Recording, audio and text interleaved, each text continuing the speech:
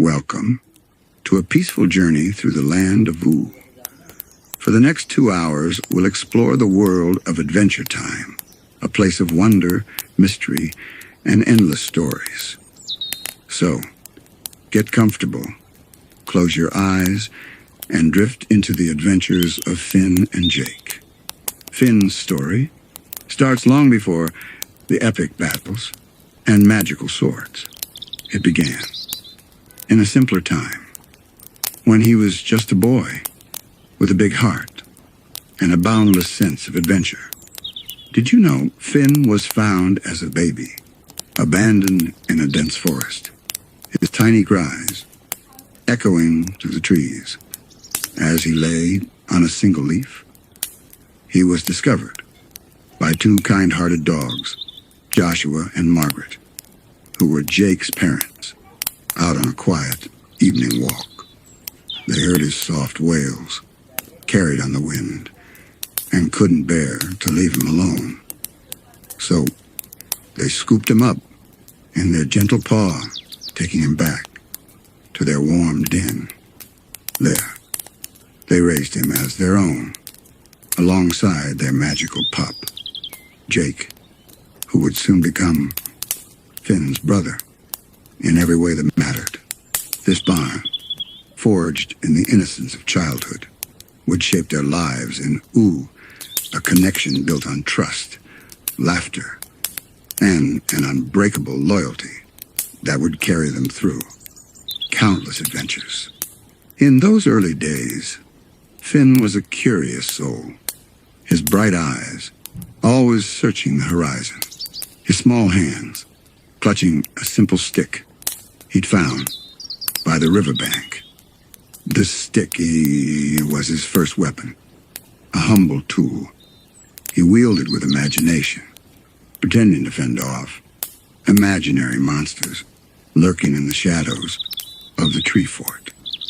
The tree fort itself, that sturdy wooden haven high above the ground, was more than just a home. It was a sanctuary where Finn's dreams took flight. Pendleton Ward, the creator of Adventure Time, drew inspiration for this place from his own childhood sketches, doodles of a treehouse where he could escape the ordinary world, a refuge filled with the promise of magic and mystery. Picture it now, the rough wooden planks creaking softly under Finn's feet as he climbs the ladder. The walls adorned with treasures he'd collected, like shiny rocks and feathers, each telling a story of his young explorations. The windows glow with a warm golden light as the sun sets, casting long shadows that dance across the floor, while the distant sound of the Candy Kingdom's sweet hum drifts up and from below. Finn's first real adventure came when he heard tales of the Enchiridion, a legendary book of heroes said to hold the secrets of bravery and honor. This book was hidden deep within a maze guarded by a giant hartebeest, a creature with a thumping chest that echoed through the forest. Finn, with Jake stretching beside him, set out with nothing but his stick and his courage, determined to prove himself. Even at such a young age, Pendleton Ward wanted Finn to embody the spirit of a child's imagination, someone who saw every challenge as a game, every danger as a chance to be brave, a hero born, not from destiny, but from the heart. Along the way, Finn learned to listen to Jake's wise advice, his stretchy brother, guiding him through tight spots with a playful grin. Imagine them now, running through tall grass, the sun warming their backs, their laughter mingling with the rustle of leaves, a moment of pure joy before the maze's shadows loomed ahead. Finn's white hat, with its bear-like ears flapping in the breeze, became his signature look, a gift from Joshua and Margaret to keep him warm on those chilly forest nights. This hat wasn't just clothing. It was a symbol of his new family, a reminder of the love that had saved him from the wild. As he grew, Finn's adventures grew too, from battling a tiny ice imp in the snow to rescuing a bird tangled in thorny vines. Each small victory built his confidence, teaching him that bravery wasn't about never being afraid, but about facing fear with a friend by your side. Jake, with his magical stretching powers, and was always there, his elastic limbs reaching to pull Finn from trouble or to fetch a fallen stick. These early days were filled with quiet wonders, like the time they discovered a glowing mushroom circle that whispered secrets in the moonlight, or when they sat by the river, skipping stones and dreaming of the heroes they'd become. The forest around the tree fort was Finn's playground, a place where every rustling leaf held a mystery, every stream a new challenge. He'd often climb to the highest branch, peering out over his heart racing with excitement at the thought of what lay beyond. Pendleton Ward crafted Finn's early life to reflect a universal truth that every hero starts small, with dreams as big as the sky. In those tender years, Finn also met his first friends, like the tiny snail that appeared in nearly every episode, a silent companion who watched his growth with tiny, twinkling eyes. This snail, a quiet nod from the creators, became a symbol of continuity, a little piece of ooh that stayed with Finn through thick and thin. Imagine Finn now sitting cross-legged on the forest floor, the snail beside him.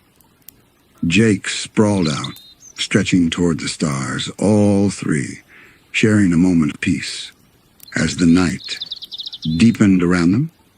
As Finn's skills grew, so did his bond with Jake, a relationship that deepened with every shared adventure. They'd race to the woods, Finn leaping over roots, while Jake bounded ahead, his stretchy form a blur of yellow. One early quest took him to a cave where they found an old map, its edges frayed, hinting at treasures lost to time. Though they didn't find gold that day, they found something better, a story to tell, by the firelight, a memory to carry into their dreams. Pendleton Ward wanted these moments to feel real, to capture the essence of childhood, where every day was an epic tale waiting to unfold. Finn's early days were also marked by his kindness, like the time he helped a lost candy person find its way home, earning a sticky hug in return. These acts of goodness laid the foundation for the hero he would become, a boy who fought not just with strength, but with compassion. The tree fort, with its creaky floors and cozy corners, became the heart of Finn's world, a place where he could rest after a long day of exploring. He'd often sit by the window watching the stars emerge, wondering about the lands beyond the forest, his mind buzzing with possibilities. Jake would curl up beside him, his soft snoring a lullaby that eased Finn into sleep, a routine that strengthened their bond night after night.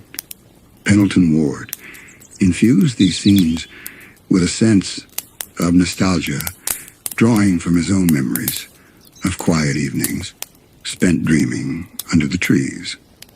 as Finn's early adventures continued. He faced small foes, like a grumpy, old tree spirit who demanded respect, learning to negotiate with a smile rather than a fight. These encounters taught him patience, a virtue that would serve him well in the grander tales to come. Finn's early life was a tapestry of small victories and gentle lessons, each thread woven with the love of his adoptive family and the magic of who the forest was his classroom, the tree fort his castle, and Jake, his constant companion, a duo destined to leave their mark on the world.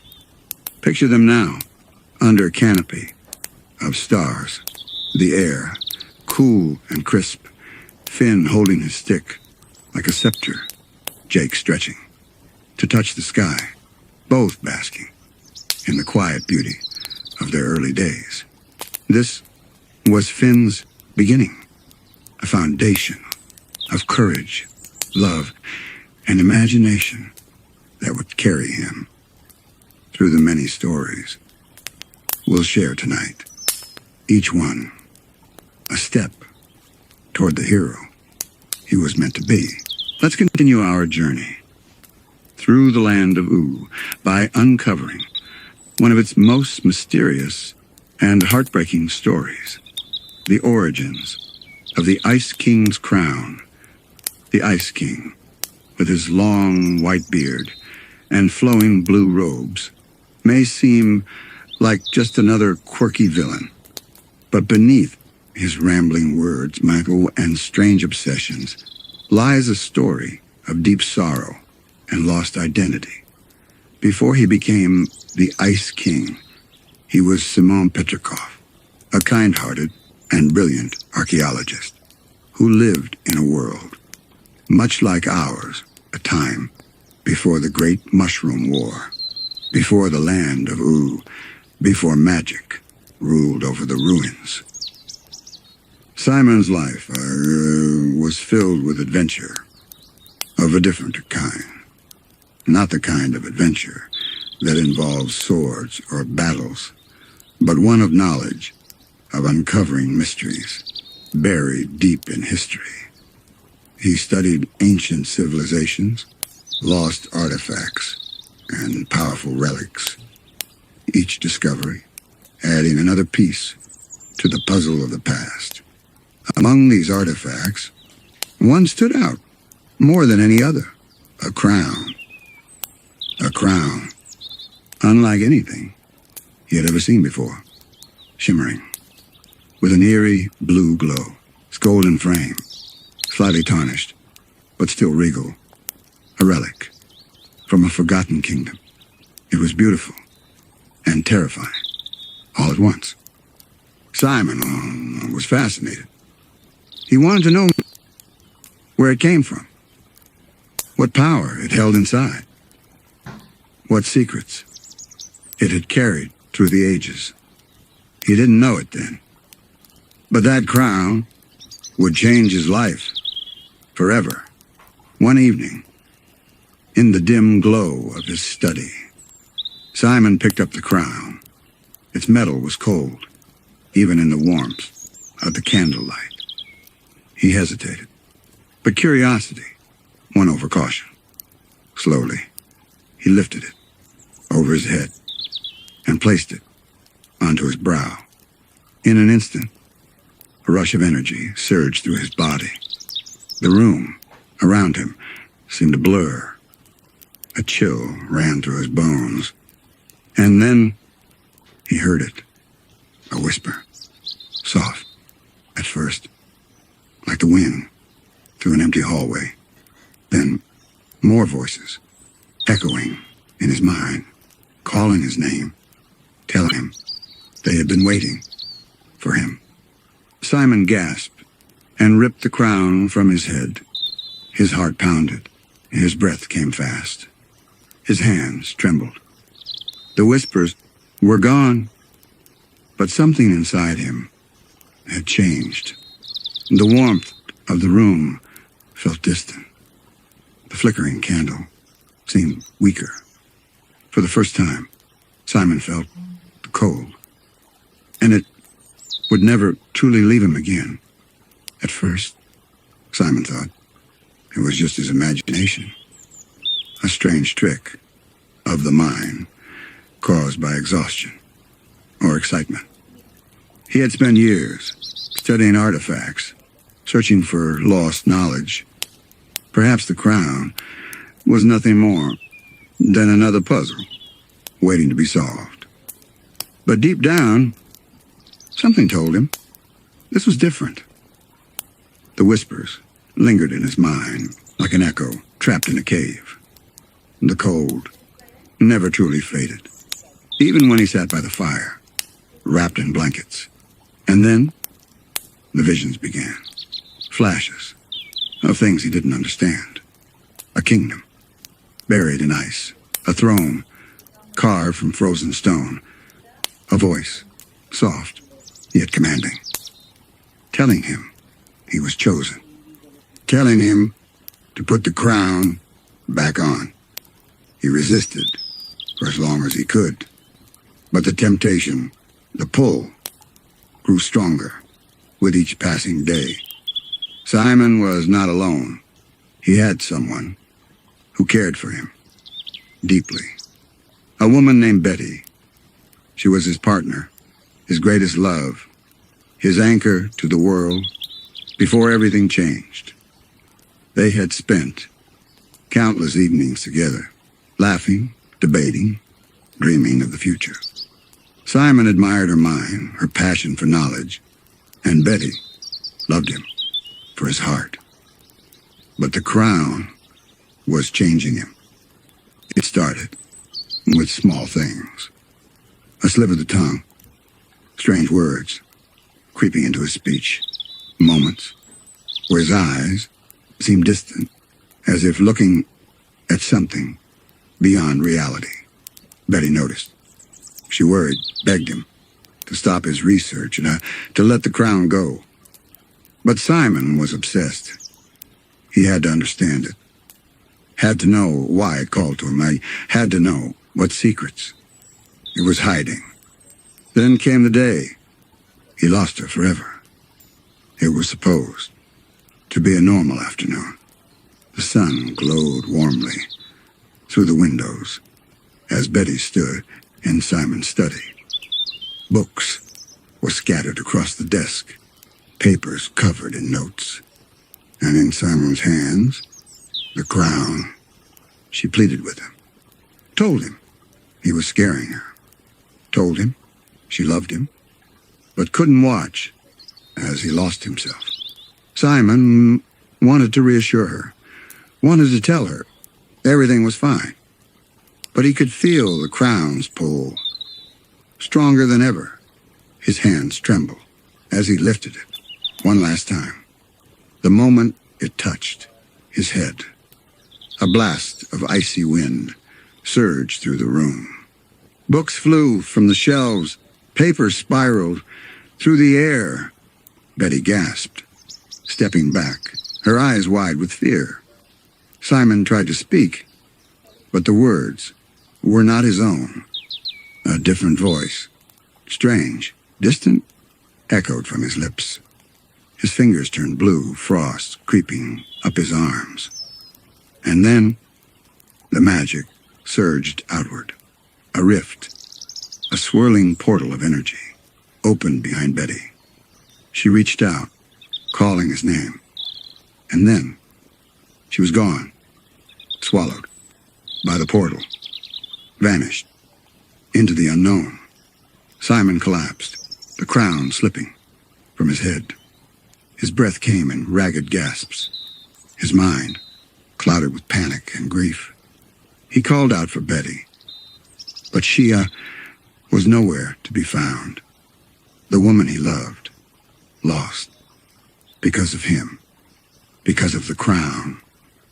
And for the first time, Simon realized it was never just an artifact. It was a curse, and it had already begun its work. on him. After Betty was gone, Simon was never the same. The world seemed quieter, emptier. Days passed in a blur, books left unread, meals untouched. He searched, desperately, for a way to bring her back. But no matter how many spells he studied, how many artifacts he examined, nothing worked.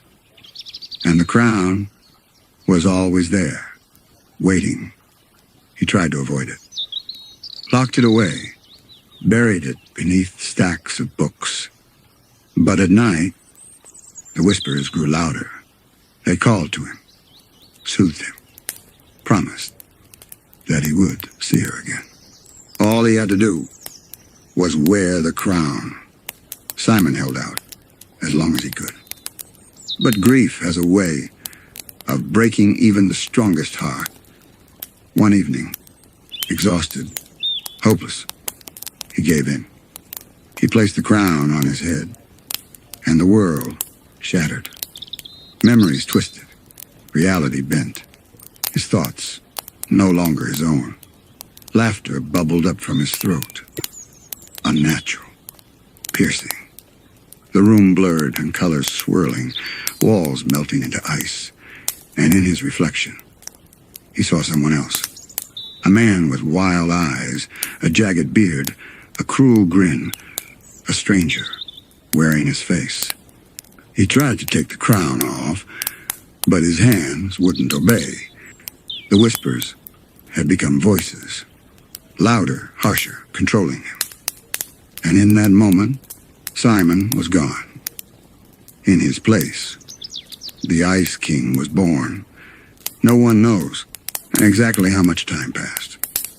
Days, months, years. It all blurred together. Simon, or what was left of him, wandered the frozen wastelands. His mind slipping further away, replaced by something colder, crueler. Yet, somewhere deep inside, a part of him still remembered. He built his castle atop a mountain of ice, a lonely throne for a lonely king. And though he no longer understood why, he still searched for someone, anyone, to fill the emptiness that Betty left behind. This was why he kidnapped princesses. Not out of malice, but out of longing. Somewhere, buried beneath the madness. Simon still believed that if he found the right one, if he held on to her tightly enough, she could bring him back. But no one ever could. And so, the Ice King remained alone. The tragedy of the Ice King was not that he became a villain, but that he became forgotten. His past erased, his name lost. Even he no longer knew who he once was. He lived in a haze, chasing fleeting dreams, never realizing that he himself was the dream of a man who no longer existed. But the story was not over. For deep within his frozen mind, a memory remained. A name, whispered through the cold, Betty. And one day, that whisper would change everything. Even in his madness, even as the Ice King danced through his lonely halls, there were moments, small flickers of something deeper, a hesitation in his step, a strange ache in his chest, a memory trying to surface, but never quite breaking through. Sometimes, he would find himself tracing the edges of an old, worn book, not knowing why it felt important. Other times, he would hum a melody, a quiet, haunting tune, a song that once meant everything. But the past was buried beneath layers of ice, and the whispers would not let him remember. The crown had taken his mind, but it had also given him something else. A cruel gift. It kept him alive, untouched by time, forever frozen in its grasp. While the world of Ooh changed, While kingdoms rose and fell, the Ice King remained. He did not grow older. He did not fade. He simply endured, wandering his castle, speaking to himself, crafting strange, silly songs, never understanding why the days blurred together, why the loneliness never ended. To him, this was simply life. But to those who knew the truth, it was a fate worse than death. Over time, the Ice King became a joke to the world. A bumbling, eccentric ruler, more of a nuisance than a threat. The people of Oo laughed at him, mocked his strange behavior. No one feared him. No one respected him. And no one pitied him. Because no one knew that deep inside, there was a man screaming to be free. A man who had once been kind, brilliant, full of love, but now was nothing more than a shadow trapped beneath layers of frost. Yet, not everyone had forgotten. There was one soul in Oo who still saw him for what he truly was. Marceline, the vampire queen. She had known him long ago, before the madness, when she was just a little girl, lost and afraid, in a world torn apart by war. And he, Simon, had protected her, had carried her on his back, sung to her, given her his beloved stuffed toy, Hambo. He had been her guardian, her father figure, her friend. And now, he was a stranger. Yet when she looked at him, she still saw glimpses of the man she had once loved. The way he would fidget with his hands. The way his voice softened, just for a moment, before the madness took over again. It hurt to see him this way. To know that the man who had saved her could not be saved himself. But still, she never turned her back on him. Even when he was at his most frustrating, even when he kidnapped princesses and ranted about nonsense, she stayed. She listened. She remembered. Because someone had to. And maybe, just maybe, that memory would be enough to bring him back someday. In the cold silence of his castle, there were times when the Ice King would pause, his fingers brushing against the edge of something unseen. A thought, a feeling, just out of reach. And sometimes, on those rare, fleeting nights, he would speak a name he did not remember, a name he did not understand, but a name that, for reasons unknown, made his heart ache. Betty. Then just as quickly as it came, the moment would pass, and the madness would return. But the whisperer remained, waiting beneath the ice, waiting for the day it would finally break free.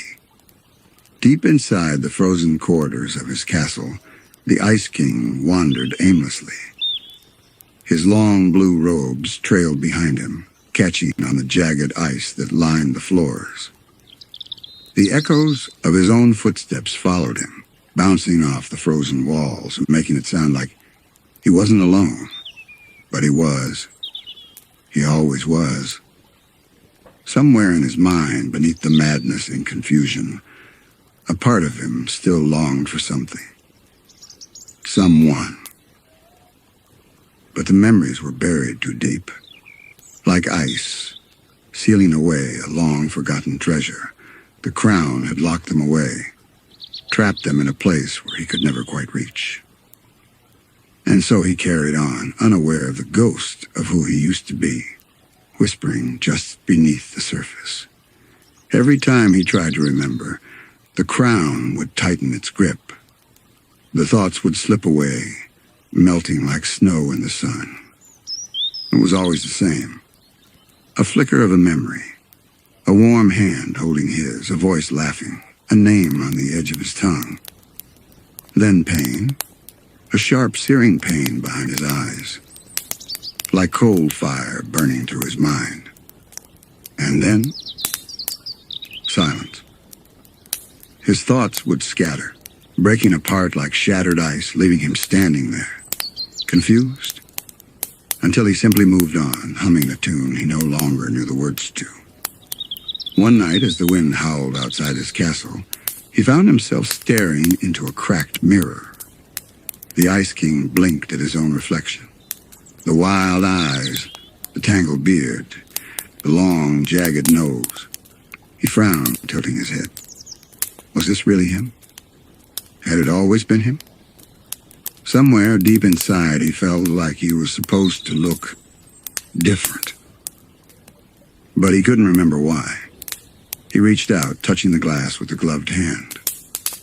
For just a moment, just a fleeting second, he thought he saw someone else staring back. A man with tired eyes and round glasses. A man with a gentle face. A man he did not know. But somehow in his heart he felt that he should.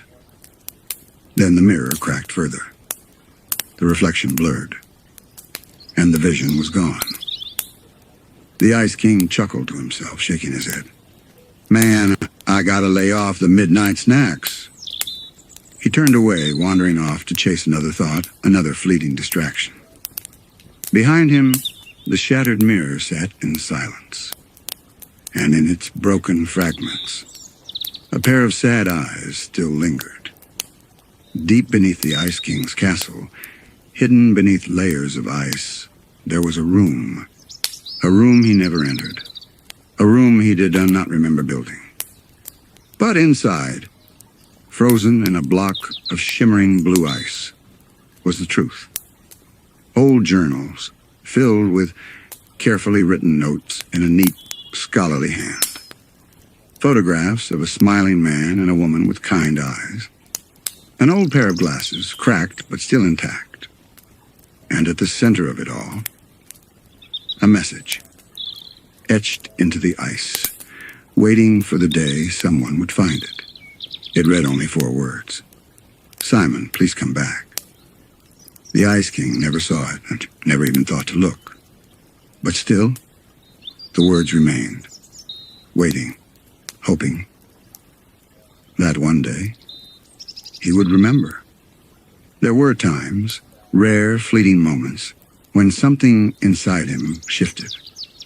When, just for a breath, the Ice King felt different.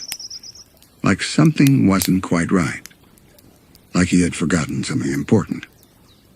And in those moments, he would sit in his cold, empty castle, silent, still, his fingers tapping a slow rhythm on his throne, his eyes staring into nothing. And for a brief second, the weight of the crown felt heavier than usual, and like it wasn't supposed to be there, like it didn't belong to him. But then, a distraction would come. Maybe a penguin waddling by, or a new silly idea popping into his head, and the feeling would disappear. And just like that, the moment was gone, lost to time, swallowed by the ice. Let's continue our journey through the land of Ooh by uncovering one of its most mysterious and heartbreaking stories. Princess Bubblegum's scientific secrets. The Candy Kingdom shimmered under the warm glow of the setting sun. Its gumdrop towers and licorice bridges cast long, gentle shadows over the land. But deep within the castle's towering walls, beyond the grand throne room, past the sweet-scented banquet hall, lay the real heart of the kingdom, Princess Bubblegum's laboratory. Unlike the rest of the Candy Kingdom, where everything was bright and cheerful, this room felt different. Glass tubes bubbled softly, glowing liquids swirling inside. Machines whirred, their hum blending with the faint crackle of electricity. The air carried a strange scent, a mix of warm caramel and something sharp, something metallic. This was where science and candy collided. where discoveries were made, where the princess worked tirelessly, unlocking the secrets of the universe. But beneath the surface of her experiments, her careful calculations, her never-ending pursuit of knowledge, there was something else. A mystery woven deep into the fabric of her being. Because Princess Bubblegum wasn't just the ruler of the Candy Kingdom. She was its creator, and her past held secrets that even she wished she could forget. Long before the Candy Kingdom flourished, before its streets were filled with joyful gumball citizens, before the Peppermint Guard stood watch, there was only one figure, standing in the vast emptiness. Princess Bubblegum. She wasn't always a ruler. In fact, she wasn't even a princess when it all began.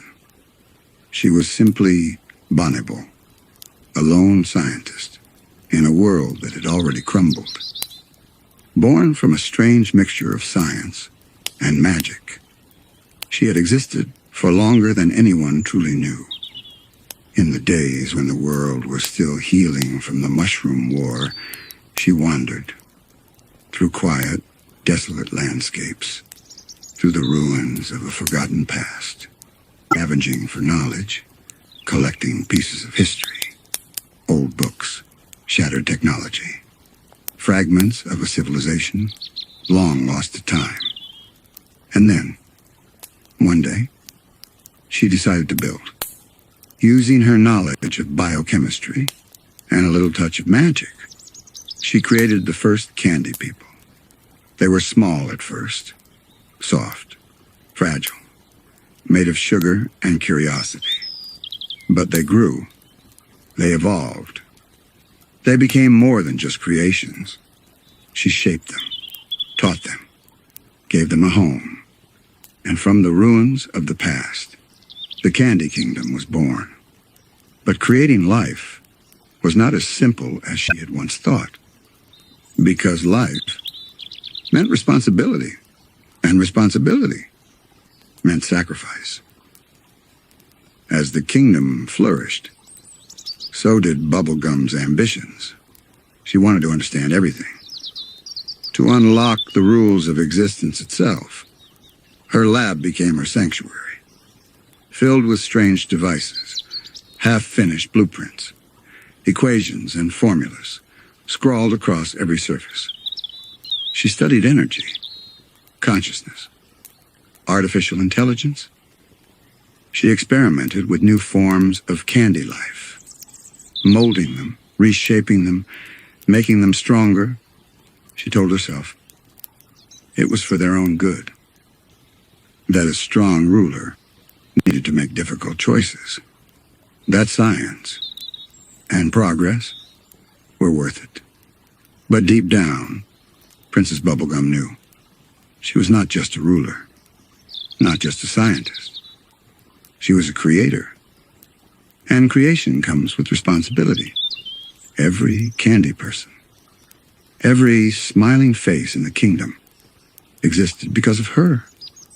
They were made of sugar and laughter, but they were fragile, so easily broken, so easily lost. And so, she became their protector. She watched over them, carefully, closely. Every decision she made, every experiment she conducted, was done with one goal in mind: to keep them safe, to make them stronger, to ensure that no harm would ever come to them, even if it meant making sacrifices, even if it meant becoming something they didn't understand, something colder, more distant, less human. But not all of her creations were perfect. Not all of them were made of sugar and sweetness. One was different. One was a mistake, lemon grab, a creation meant to be a ruler, a leader, a prince of his own land. But something had gone wrong. His body stretched too tall, his face twisted into a permanent grimace. His voice, a sharp, piercing wail that never quite belonged. From the moment he awoke, he was wrong. Not candy, not sweet, not kind. Princess Bubblegum tried to guide him, tried to teach him. But Lemon Grab was not like the others. He did not understand softness, or kindness, or love. He was bitter, sour, angry. And when Bubblegum saw what she had created, she felt something she rarely allowed herself to feel: regret. So she gave him a kingdom of his own, a place far from the Candy Kingdom, a place where he could rule, alone.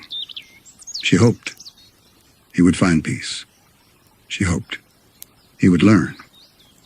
But deep down, she knew some creations can never be fixed. Some mistakes can never be undone. Science and secrets. The Candy Kingdom continued to grow. Its streets became brighter, its people happier.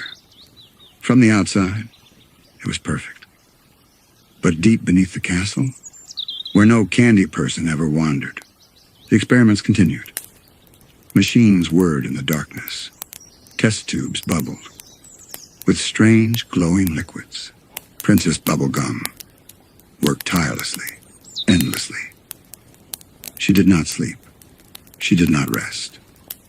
Because there was always something more to discover, something more to control. She studied life itself, the way it formed, the way it changed, the way it could be preserved forever. Because for all her knowledge, for all her wisdom, there was one thing she could never understand, one mystery she could never solve: time, and how to stop it. Because even in a world of magic, even in a kingdom made of candy, nothing lasts forever. Not even a princess. Not even her creations. And the thought of losing them, of watching her world fade, terrified her more than anything.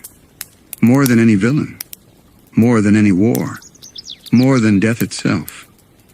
And so she worked, day after day, night after night, searching for the answer, for a way to hold on to what she had built, for a way to keep everything forever. But deep down, she knew nothing lasts forever, not even perfection.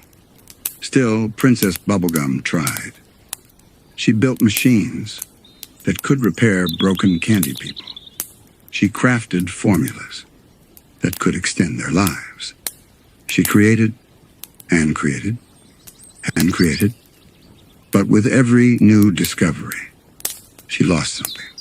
A little warmth, a little softness, a little of the girl she used to be. The girl who once laughed freely. The girl who once played. The girl who once dreamed. Without calculations. Without logic. Without fear. And yet, she never stopped. Because if she could keep her kingdom safe, if she could protect them, then the cost didn't matter. Not her own exhaustion. Not her own loneliness. Not even her own heart. But there was another secret, one buried even deeper than the labs below the castle. One that not even Finn or Jake knew. Before the Candy Kingdom was ever built, before she was ever a princess, she was just Bonnibel, a young girl, a scientist, a creator, and she was not alone. Long ago, she had a family, not the kind made of sugar and candy, but the kind she had created. Her uncle, Gumball, her cousin, Chico, her aunt, Aunt Lolly. Together they had dreams, big dreams, dreams of a kingdom unlike any other, a kingdom of candy. But Gumball had his own vision, and his vision did not include Princess Bubblegum. He wanted power, He wanted control. And when she refused to step aside, he betrayed her. He tried to take her kingdom, tried to take everything. And so, she stopped him. She turned him into candy, frozen in place, silent, trapped, just like she had done to so many others. Because when it came to protecting her kingdom, there was no room for mercy, no room for doubt, no room for mistakes. And from that day forward, Princess Bubblegum ruled alone, a kingdom of her own making, a kingdom where no one could ever betray her again. Yet, despite all her knowledge, all her inventions, all her power, she could never stop the one thing she feared most: change. And oh, how things changed. Oh, she met Finn, and Jake, and Marceline. And for the first time in a long time, she remembered what it felt like to have friends, not just subjects, not just creations, but real, true friends. They made her laugh again. They reminded her that life wasn't just about control, or knowledge, or perfection. It was about moments, silly moments, small moments, moments that didn't need to be measured or tested, moments that were simply lived.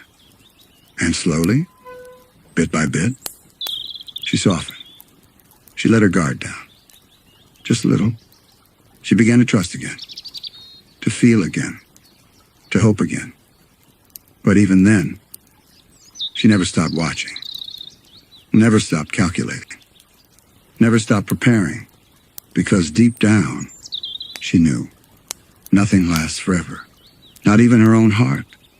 For all her brilliance, for all her power, Princess Bubblegum was alone. Yes, she had subjects. Yes, she had loyal citizens. But they were her creations. They looked to her for guidance, for wisdom, for safety, but never as equals, never as friends. And so she ruled. From her castle high above the kingdom, from her lab deep beneath the earth, from the space between knowledge and loneliness. Because when you are responsible for everything, there is no room for weakness, no room for doubt, no room for herself.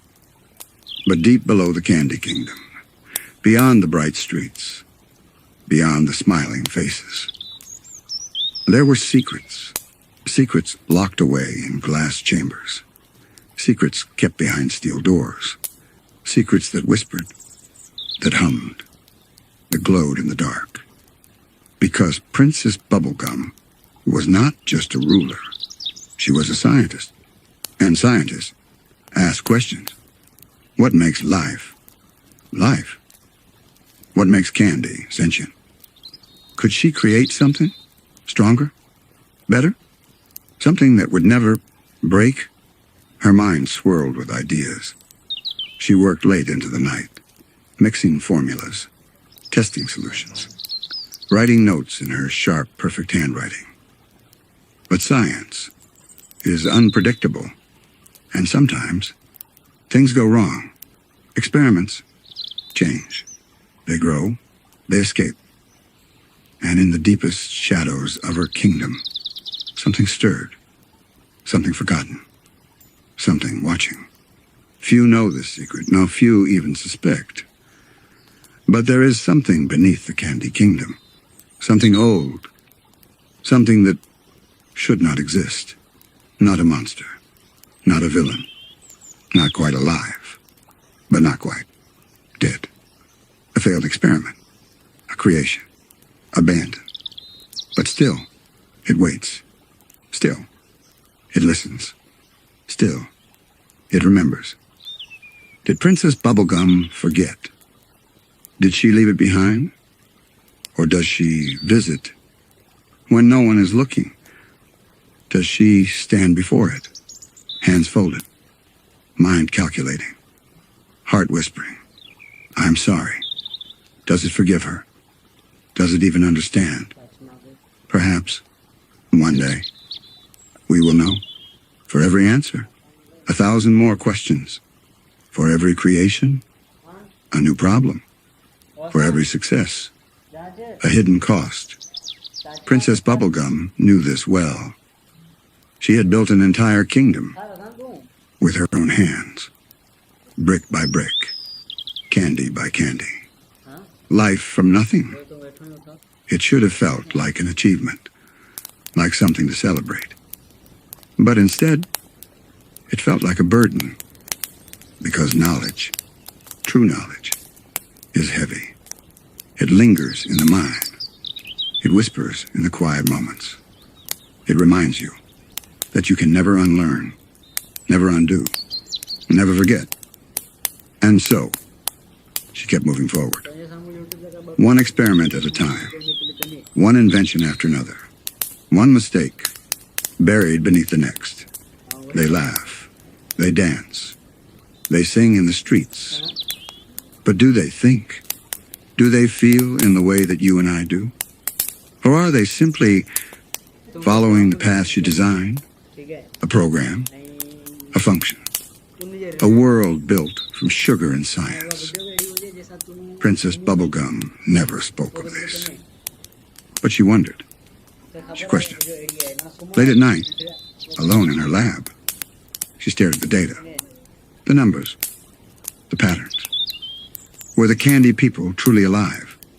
Or just the result of her perfect equations? And if they were not real, if they did not have free will, what did that make her? A creator? A scientist? Or something else? Something darker. The thought sat in the back of her mind. A quiet, nagging feeling. A question she could never answer. There is one experiment. One that few know about. One that has been erased from records. Buried on, forgotten. Because it was never meant to happen. It was a mistake. A terrible, beautiful mistake.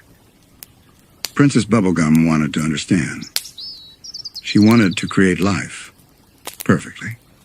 Without flaws. Without weakness. So she tried something. Different. Something beyond science. Beyond reason. Beyond morality. And for a moment, just a moment, it worked. A being unlike any other. Not candy. Not flesh. Something new. Something aware. It spoke. It thought. It learned. And then it changed. It grew too fast. It became something else. Something unnatural. It saw too much. Knew too much. And it was afraid. It begged her to stop. To let it go. To let it end. And she did. She had no choice. She shut it away. Buried it deep. And never spoke of it again. But sometimes, when the castle is silent, when the halls are empty, she swears she hears it. Calling. Waiting. Remembering. Intelligence is a gift. A privilege. A source of power. But it is also a curse. A wall that separates. A weight that isolates. And Princess Bubblegum felt that weight every single day. She could build machines, create life, rewrite the laws of nature itself.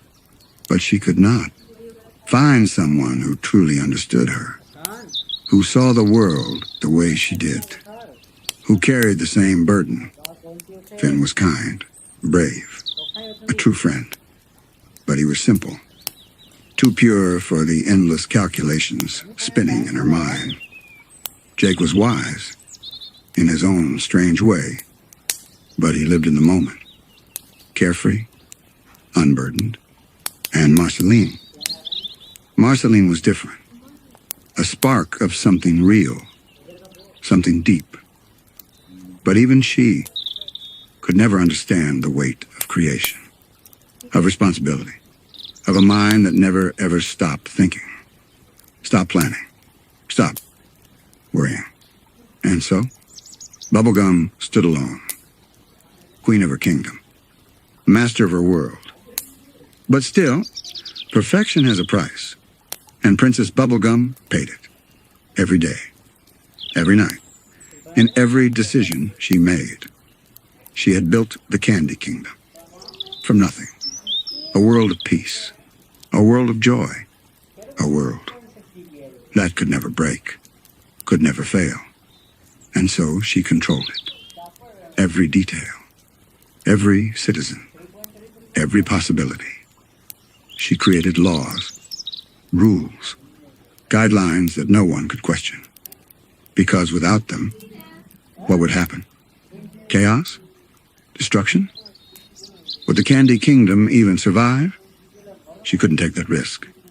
She wouldn't. And so the walls grew taller. The rules grew stricter. The control became absolute. Her people loved her, respected her. But did they truly have a choice? Or had she taken it away, not out of malice, not out of cruelty, but out of love? Love for a kingdom she had built. Love for a world she had made safe. A love that had turned into control, into power, into something else, alone, deep down, in the quietest part of her heart. She knew. She knew what she had become. Not a villain, not a tyrant, but not a hero either. Not like Finn, not like the stories of old. Her world was not built on bravery, or adventure, or freedom. It was built on science, on rules, on control. And that control had taken something from her, something she could never get back.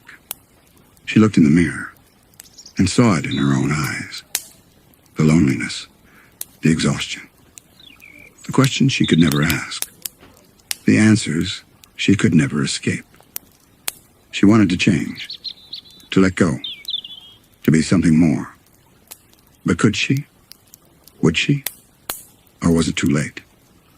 For Princess Bubblegum, for the Candy Kingdom, for the world she had built with her own hands. She did not know. She may never know. But the night was quiet. The stars were bright. And for now, just for a moment, she let herself rest. Marceline's vampire lore. The night was still, cold, silent. But then, a soft hum. A whisper of a melody drifting through the air. Low, haunting, beautiful. Somewhere, in the shadows of the land of Ooh, Marceline sang. Her voice carried through the empty night a song filled with longing, with memory, with sorrow. For centuries, she had wandered, through ruins, through forests, through forgotten places where no soul dared to go. She had seen the rise and fall of kingdoms, the echoes of battles lost to time. She had watched as the world changed, again and again. And through it all, she remained a vampire, a queen, a relic of an age long past. She sang to the night, to the moon, to ghosts only she could remember. And in her song, the past came alive once more. Vampirism, a curse, a gift, an endless existence stretching beyond time itself. Marceline had not asked for it. She had not chosen it. It was forced upon her. A battle, a bite, and then darkness. She woke, different, changed. Her heartbeat, gone. Her hunger, new. She could feel the power in her veins, a strength unlike anything she had ever known. But also a hunger, a need, a craving for the red glow of life itself. She had lost her mortality, lost the warmth of the sun, lost something deeper, something she could never name. And yet, she had gained so much. She was faster, stronger, a force to be reckoned with, a vampire queen. And so she wandered, through centuries, through memories, through pain and joy and everything in between. A life without end, a story with no final page. Marceline had no kingdom, no throne, no palace to call her own. She lived in the shadows, in the forgotten places of Ooh, a floating house, a cave hidden deep in the mountains, an old crumbling tower where the wind howled through broken windows. Wherever she went, she left pieces of herself behind. Drawings on the walls, songs echoing through empty rooms, faded memories of a girl who had lived for far too long. She preferred the quiet, the solitude, the comfort of the night. But deep down, she longed for something more, for someone to understand, for someone to stay. She had lost too many, seen too many faces fade into dust. So she hid. In the music, in the dark, in the stories she never told. Because the past was heavy, and even a vampire queen could grow tired of carrying it alone. Marceline strummed her bass, soft, slow.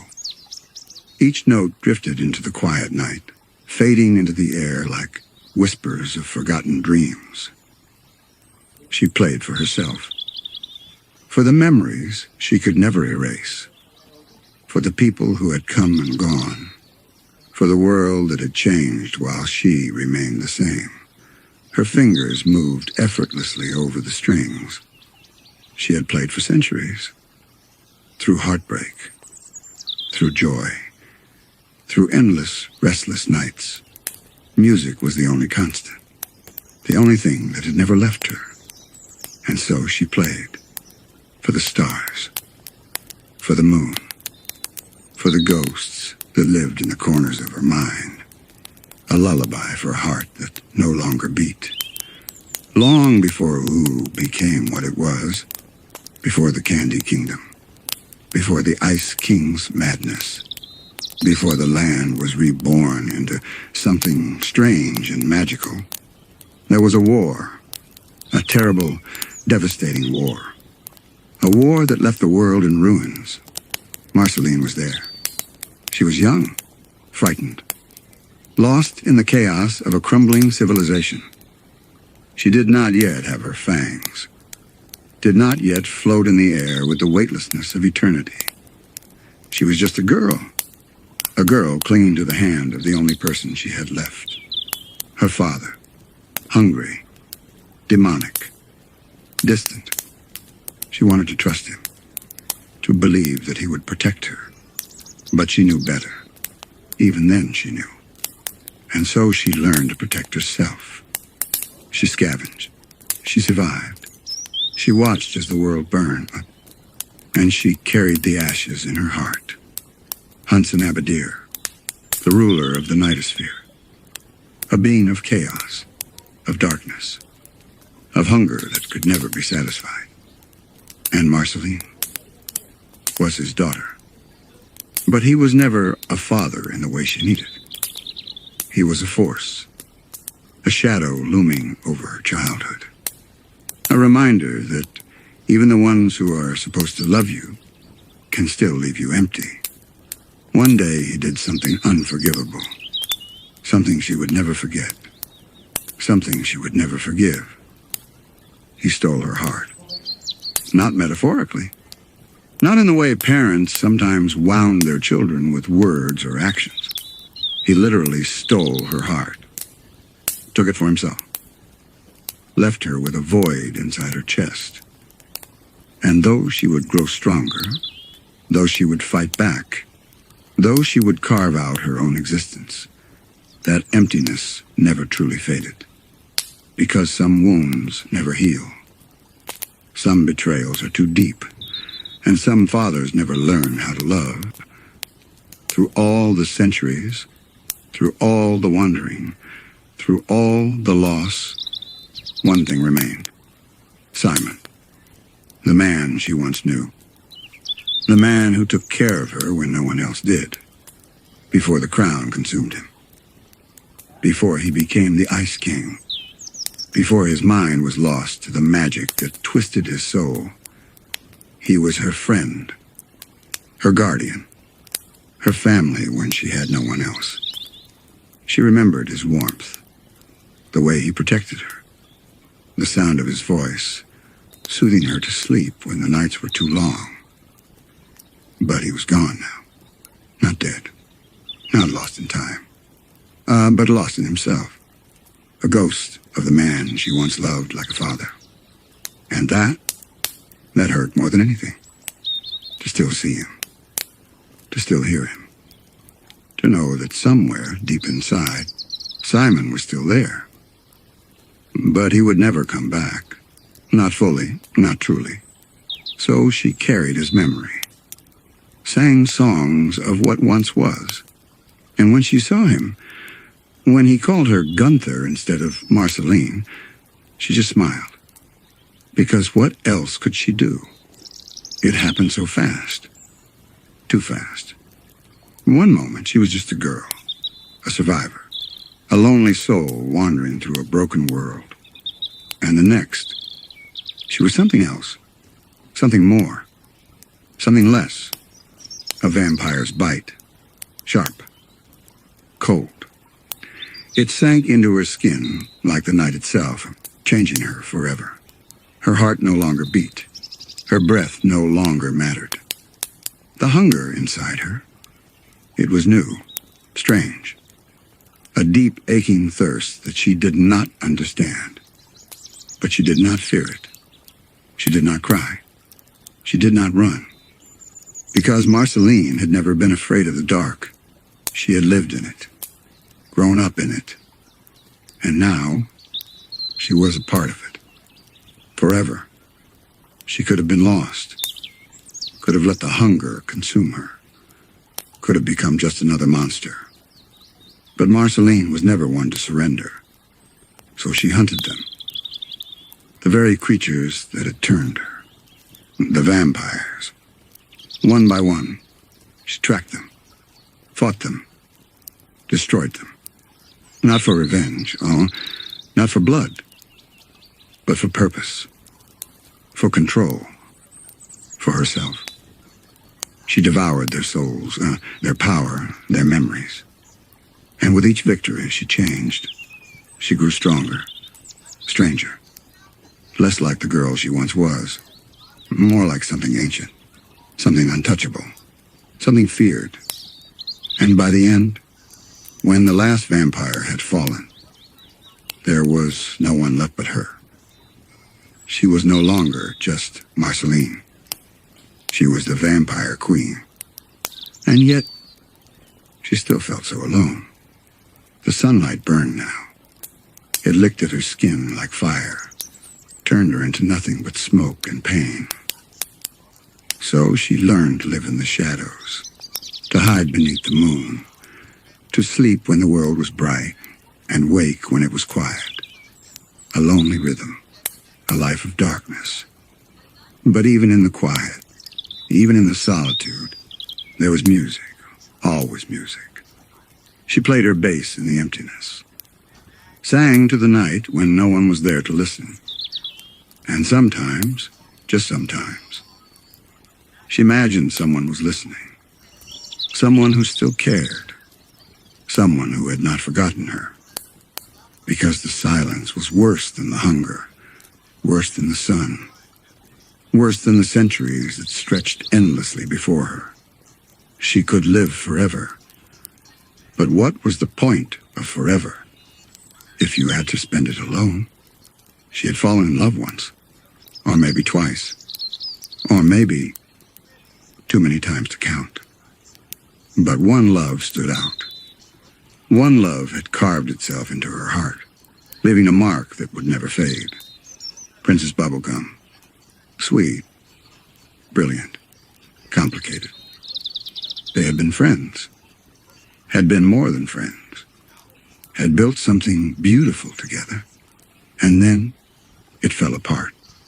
Like all things do, there were fights, harsh words. Walls built brick by brick until neither of them knew how to tear them down. Bubblegum had her kingdom, her duties, her perfect, calculated mind that saw the world in equations and solutions.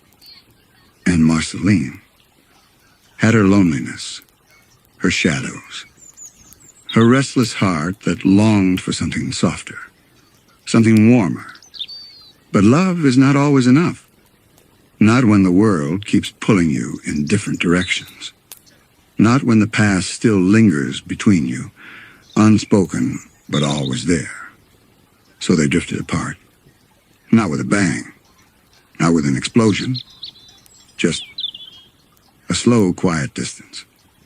And even though the centuries passed, even though new faces came and went, even though the pain dulled with time, Marceline still thought about her, still remembered the way Bubblegum's hand felt in hers, still wondered if, in another life, they could have had forever. But that didn't stop her. Marceline continued to roam, a timeless traveler, a witness to the passage of centuries. She found new friends, new companions. But no one ever took Bubblegum's place. No one could. Even the adventures and the moments of laughter couldn't fill the emptiness inside her heart, because the one person she wanted by her side was gone. Forever. And as much as she pretended to be fine, as much as she smiled and played her bass, Marceline's heart still carried the weight of that lost love. Marceline was not just a survivor of time. She was a keeper of secrets, a protector of the forgotten past. There were moments when she would wander into the deep forests of Ooh, where no one else dared to go, where the ruins of ancient kingdoms lay buried beneath the earth, their stories long lost. She knew those stories. She had lived them. From her time as a child with her father to the rise and fall of empires, she had seen it all. The vampires were not just some mythical creatures to her. They were her past, her curse, and it was her duty to protect the world from the shadows they had left behind. But the more she searched for answers, the more she discovered the truth. The vampire curse was older than even she knew. It had roots in the very foundations of Ooh. The vampires had once ruled this land, and powerful and immortal, with their cold, bloodthirsty ways. But the world had changed. The balance had shifted, and in the process, they had been hunted, driven into hiding. But Marceline had never forgotten, and she never would. In every corner of Ooh, there were tales, stories of heroes, villains, and monsters who roamed in the dark. But Marceline was more than just a vampire. She was a protector, a force of nature, standing between the darkness and the light. The fire inside her burned hot, hotter than it had ever been. A fire fueled by pain, by love, by the need to make things right. And yet, there were moments, quiet moments, when she questioned it all. When she wondered if she had made the right choice.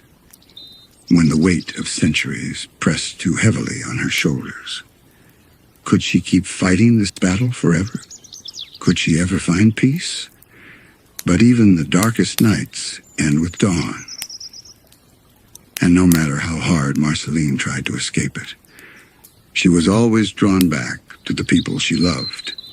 No matter how much time passed, no matter how many mistakes she made, she would always find her way back to them, to the people who made her feel whole, even if only for a moment, like Princess Bubblegum.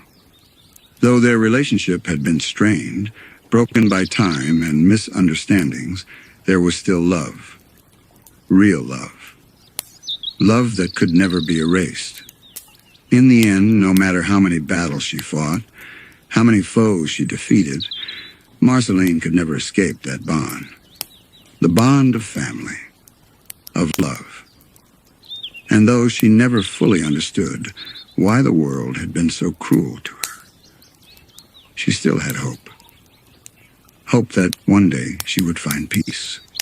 Sometimes the darkest truths live in the shadows. And Marceline knew that better than anyone. For all her strength, her power, her bravery, there were still parts of her that no one else could see. Parts of her that she kept hidden in the deepest recesses of her soul. The vulnerability, the loneliness, the never-ending hunger for something that could never be satisfied.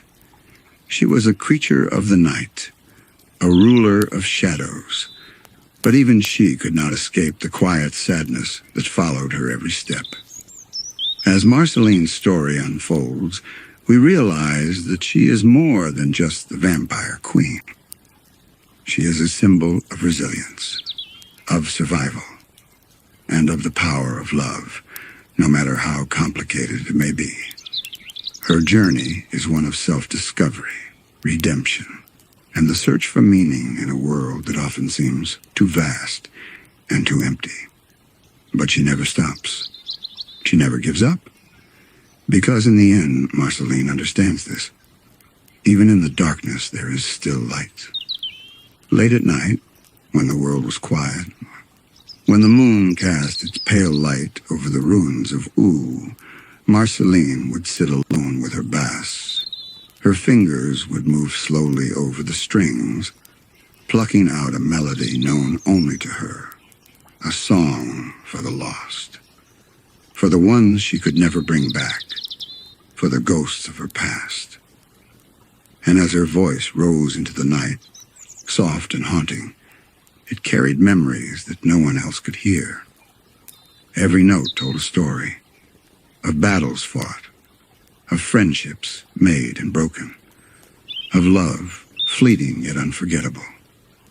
Music was her language, her diary, her way of making sense of a world that had never truly belonged to her. She sang for herself, for the little girl who once walked alone in the wreckage of a fallen civilization, for the vampire queen who had outlived everything she had ever known, and for the hope that maybe, just maybe, she wasn't as alone as she felt. Years passed like whispers, soft, slow, and almost imperceptible. And Marceline remained. Through the shifting landscapes of Oo, through the rise and fall of empires, through every heartbreak and every fleeting moment of happiness, time never waited for anyone. But it had never been able to take her either. She had outlasted kingdoms, watched mountains crumble and rivers dry. She had seen the world reborn 1,000 times over. And yet she still stood in the ruins, wondering if she would ever truly belong. She had been feared. She had been loved. She had been worshipped as a queen and cast aside as a monster. But who was she, really? Just a girl searching for something real? Or a legend whose story would never end?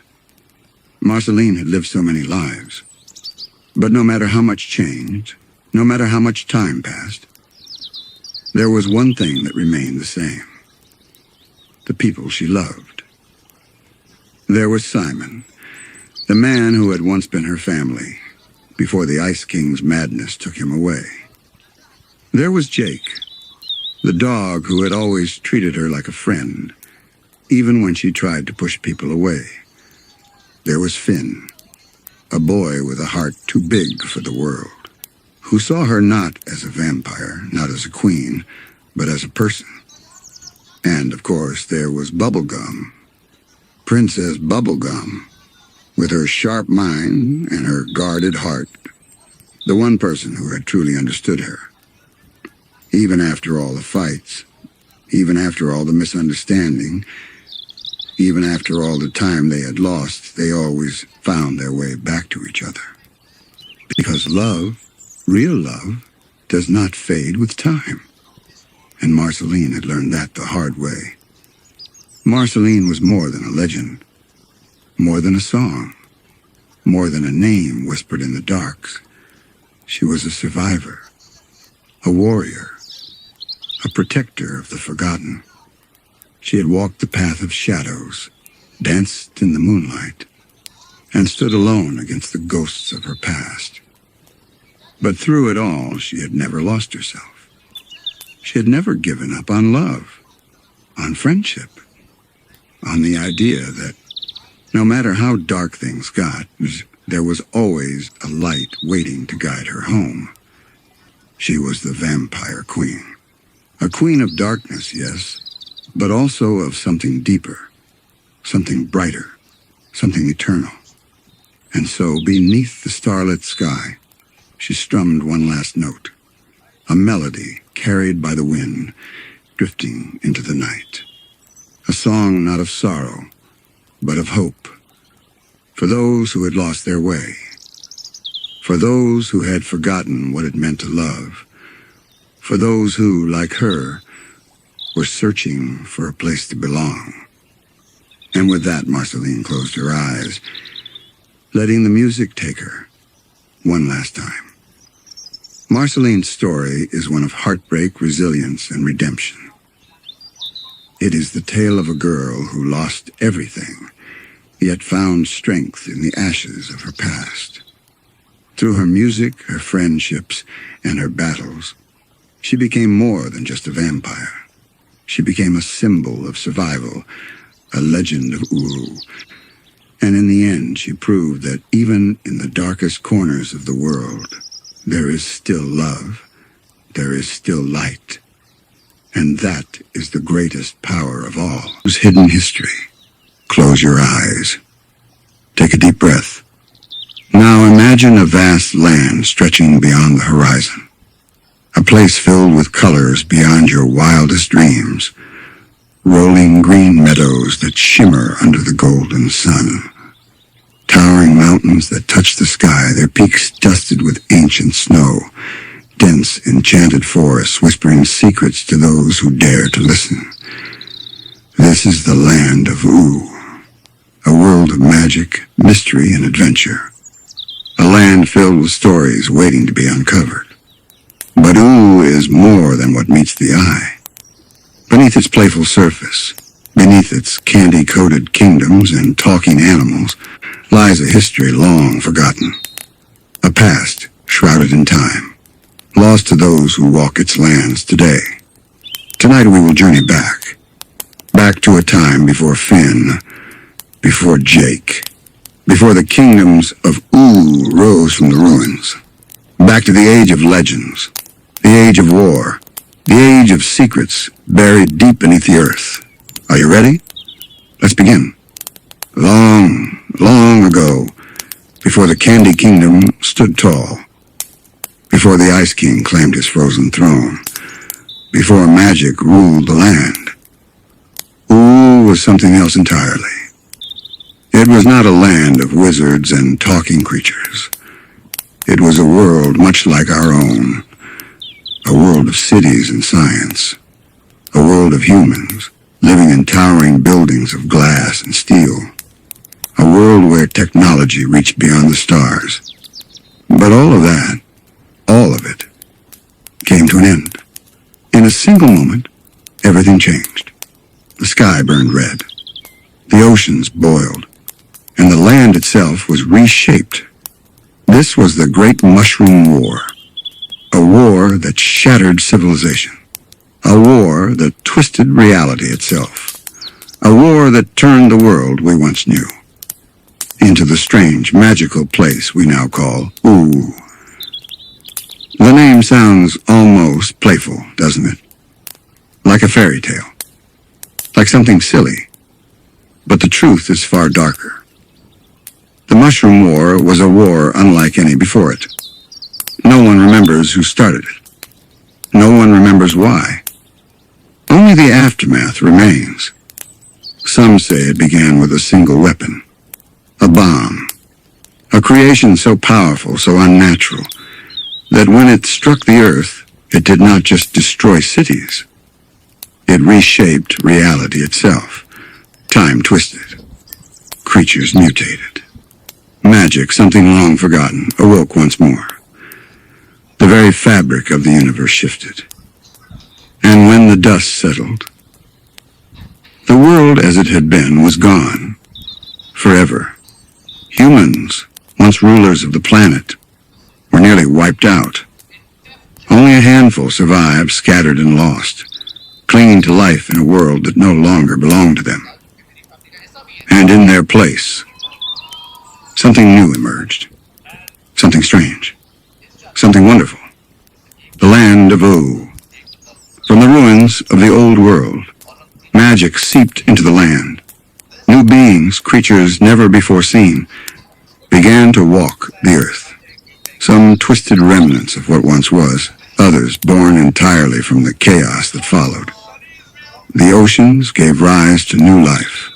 The forests grew wild and untamed, and slowly over centuries, kingdoms rose from the ashes. The Candy Kingdom, built by the brilliant mind of Princess Bubblegum. The Fire Kingdom, ruled by an unbreakable flame. The Ice Kingdom, cold and sorrowful. Its ruler a man lost in his own mind. Each land, each place, held echoes of the past. But the past itself was forgotten, buried beneath centuries of change, lost in the stories told to children at night.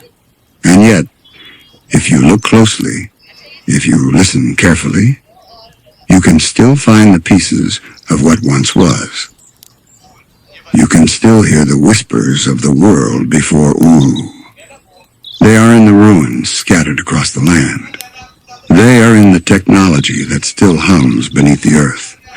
They are in the artifacts, the writings, the remnants of a time long gone. A time when Oo was not yet Oo. A time when the world was something else entirely. Beneath the rolling hills, beneath the playful forests, beneath the laughter of its strange and wonderful inhabitants. There are secrets waiting to be uncovered. Ancient tunnels, stretching deep underground. Ruined cities, frozen in time. Machines still humming in the darkness. Built by hands long since turned to dust. Even the very air of Oo holds traces of the past. A past that refuses to be forgotten. A past that lingers in the shadows.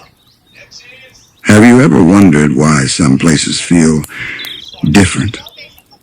Why some parts of Oo seem older, heavier, almost haunted? Perhaps they are.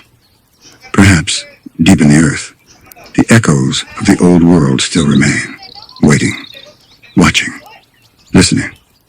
And perhaps, one day, those secrets will rise again. To remind Oo of where it came from. To remind us all that the past is never truly gone. Beneath the rolling hills of Oo. Beyond the candy-coated towers and enchanted forests. There are places no one dares to go. Places where the air is still. Where the ruins of a forgotten age lie hidden beneath layers of time. There was a time, long ago, when Oo was not a land of magic, but a land of machines, a land of towering cities filled with people, just like you and me. Imagine them now, walking through streets of shining steel and glass, lights flickering in the windows, machines humming beneath their feet, the sound of distant voices echoing through the air. This was the world before Oo, before the war, before magic. And yet, though these cities have long since crumbled, there remains still whisper beneath the surface, beneath the grassy fields, beneath the shifting sands, beneath the ancient forests that have grown over their bones. The people of Oo do not know what once stood here. They do not know the names of the streets buried beneath their feet. They do not know of the lives that were lived, the stories that were told, the dreams that were lost when the old world ended. But if you listen, if you stand in just the right place, and the wind is soft and slow, you might still hear it, a distant hum, a whisper of the past, calling out from the ruins below. Not everything from the old world is gone. Some things remain, hidden, forgotten, waiting. Deep beneath the surface of Ooh, there are machines still running. Machines built so well, so perfectly, that even after 1,000 years, they have not stopped. They hum in the darkness, their gears turning slowly, their lights blinking in the shadows. What were they built for? What were they meant to do? No one remembers. No one knows. But they are still there, still watching, still waiting.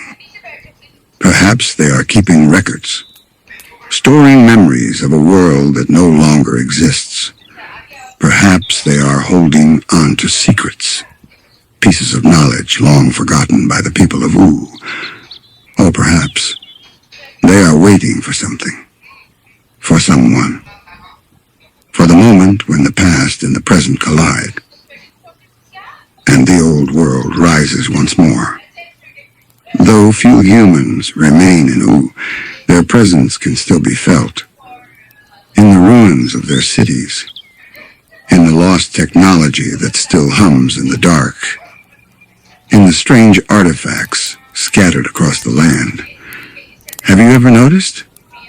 A rusty streetlight, standing alone in a field of wildflowers.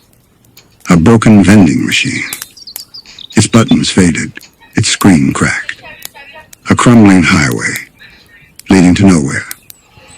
These are the last traces of the old world. Little fragments of a time before magic, before the Candy Kingdom, before the Ice King, before the land of Ooh was born, somewhere deep in the forests, or beneath the waves of the sea, or buried under layers of earth. There may be something more, something awaiting to be discovered, a piece of history, a message from the past, a final whisper of the people who came before. But for now, they remain hidden, sleeping beneath the surface, dreaming of a world long gone. After the Great Mushroom War, after the world had been reshaped, something strange began to happen. Something wondrous, something terrifying. Magic returned. It seeped into the land, into the air, into the very bones of the earth. No one knew where it came from. No one knew why it had awoken. But suddenly, things that once seemed impossible became real. Animals began to talk. The trees whispered secrets to the wind. The rivers glowed with a light of their own. And from the ruins of the old world, new beings began to emerge. Creatures unlike anything that had ever existed before. Some shaped by the war, mutations of what once was. Others created by the magic itself, born from the very essence of the land. Over time, magic became the heart of Ooh. It flowed through every river, every mountain, every kingdom. And slowly, the world forgot what had come before. It forgot the machines. It forgot the cities. It forgot the people who had walked these lands before. All that remained was magic, and the stories told by those who had no memory of what had been lost. Now the land of Ooh is a place of adventure, a place of wonder, a place of strange and beautiful things. But beneath its surface, its history remains. The ruins still stand. The machines still hum. The past still lingers. waiting for the day when it will be remembered once more. But for now, the people of Oo sleep peacefully, unaware of the ancient world beneath their feet, unaware of the whispers in the wind, the echoes of a time long gone. The land of Oo is not just a place of magic and laughter. It is a land built on the bones of the past, a land that carries the weight of history in every blade of grass. And maybe, just maybe, one day, the truth of Oo's past will be uncovered, and the world will finally remember what it lost beneath the rolling hills and quiet forests, beyond the sparkling rivers and towering candy castles. There are places the sunlight never reaches, dark places, forgotten places, the hidden depths of Oo, deep underground, where the roots of ancient trees twist like tangled veins, where the echoes of dripping water ripple through the hollow caverns. There are secrets waiting to be uncovered. Somewhere in the dark lies the remnants of the old world. And if you listen, very carefully, you might hear them whisper, a soft hum, a distant click of rusted gears, the slow, steady pulse of something, still alive, still waiting, still dreaming of the past, far beneath the surface of Oo. Beneath the ruins, the forests, and the kingdoms above lies a vast and endless network of tunnels. No one knows who built them. No one knows why they were made, but they stretch on for miles, twisting through the earth like forgotten veins. Some say they were built before the Mushroom War, a secret refuge for those who saw the end coming. Others believe they were created long after, by creatures shaped by the magic of Oo. Creatures that prefer the darkness, creatures that watch from the shadows. There are legends, stories passed from one traveler to the next, of strange things lurking in the tunnels, of voices that echo when no one speaks, of footsteps that follow, but leave no prints behind. The great tunnels are a place of mystery, a place of wonder, and perhaps a place of danger. But no one truly knows, because those who venture too deep often do not return. In the deepest caverns of Oo, beyond the tunnels and the ruins, beyond the reach of light, there are machines, ancient, silent, sleeping beneath layers of dust, their screens dark, their metal bodies cold. But some say, if you stand very still, if you listen closely, you can hear them breathing. A low hum, a faint vibration, a slow rhythmic pulse, like a heartbeat. What were they made for? What purpose did they serve? Were they protectors of the old world? Or were they something else? Something darker?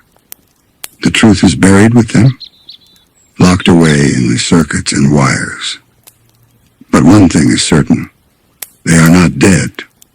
They are waiting, waiting for something to wake them. And when that day comes, what will Oo become? Scattered across the land, hidden beneath the vines, half buried beneath the sands. There are ruins, silent, fair crumbled, but still standing. These are the last remains of a lost civilization, a world that once was, a world that is now only a memory. There are stone towers, their edges softened by time, bridges that lead to nowhere, metal doors rusted shut, forever locked, and inside, if you dare to enter, you may find traces of those who once lived here. A cracked helmet, a faded photograph, a book with no more words, its pages turned to dust. The people of Oo do not remember this world. They do not know who built these structures. They do not know the names of those who walked these halls. But the ruins remain, a silent reminder, a whisper of the past, waiting to be heard, waiting to be remembered. There is something strange, something unexplainable about the wind in Oo. It does not just rustle the leaves. It does not just carry the scent of distant lands. Sometimes it speaks, not in words, not in whispers, but in something older, something deeper. There are stories, tales told around quiet campfires, of travelers who have heard voices in the wind, soft, distant, echoes of something long past. Some say it is the land itself, remembering the old world. Others believe it is the spirits of those who came before, still wandering, still searching, still longing for something lost. But no one truly knows. Perhaps the wind carries the last thoughts of a forgotten age, drifting through time, waiting to be heard, waiting to be understood. And if you stand on the highest hill, on the quietest night, and close your eyes, maybe, just maybe, you will hear them too. Oo is a land of magic. It flows through the rivers. It hums in the trees. It lingers in the stones beneath our feet. But where did it come from? How did it awaken? And why? Does it feel like it has always been here? Some believe the magic of Oo was born from the ruins of the old world, a force created when science and chaos collided. Others say it was always there, hidden, waiting for the right moment to rise. But the truth is unknown. What we do know is this magic is not just in the air. It is in the ground, in the deepest roots, in the oldest stones. It seeps through the cracks in time. And in some places, it is stronger than others. There are places in Oo where the magic is so thick, so ancient, that even time itself bends, a whisper of something old, something powerful, something that has always been and will always be. The land of Oo is not just a place of adventure. It is a place of mystery, a place of forgotten history, a place where the past is never truly lost. It lingers, it watches, it waits, and one day, the secrets buried beneath our feet may rise once more. The land of Oo holds many secrets. Some are buried beneath ancient ruins.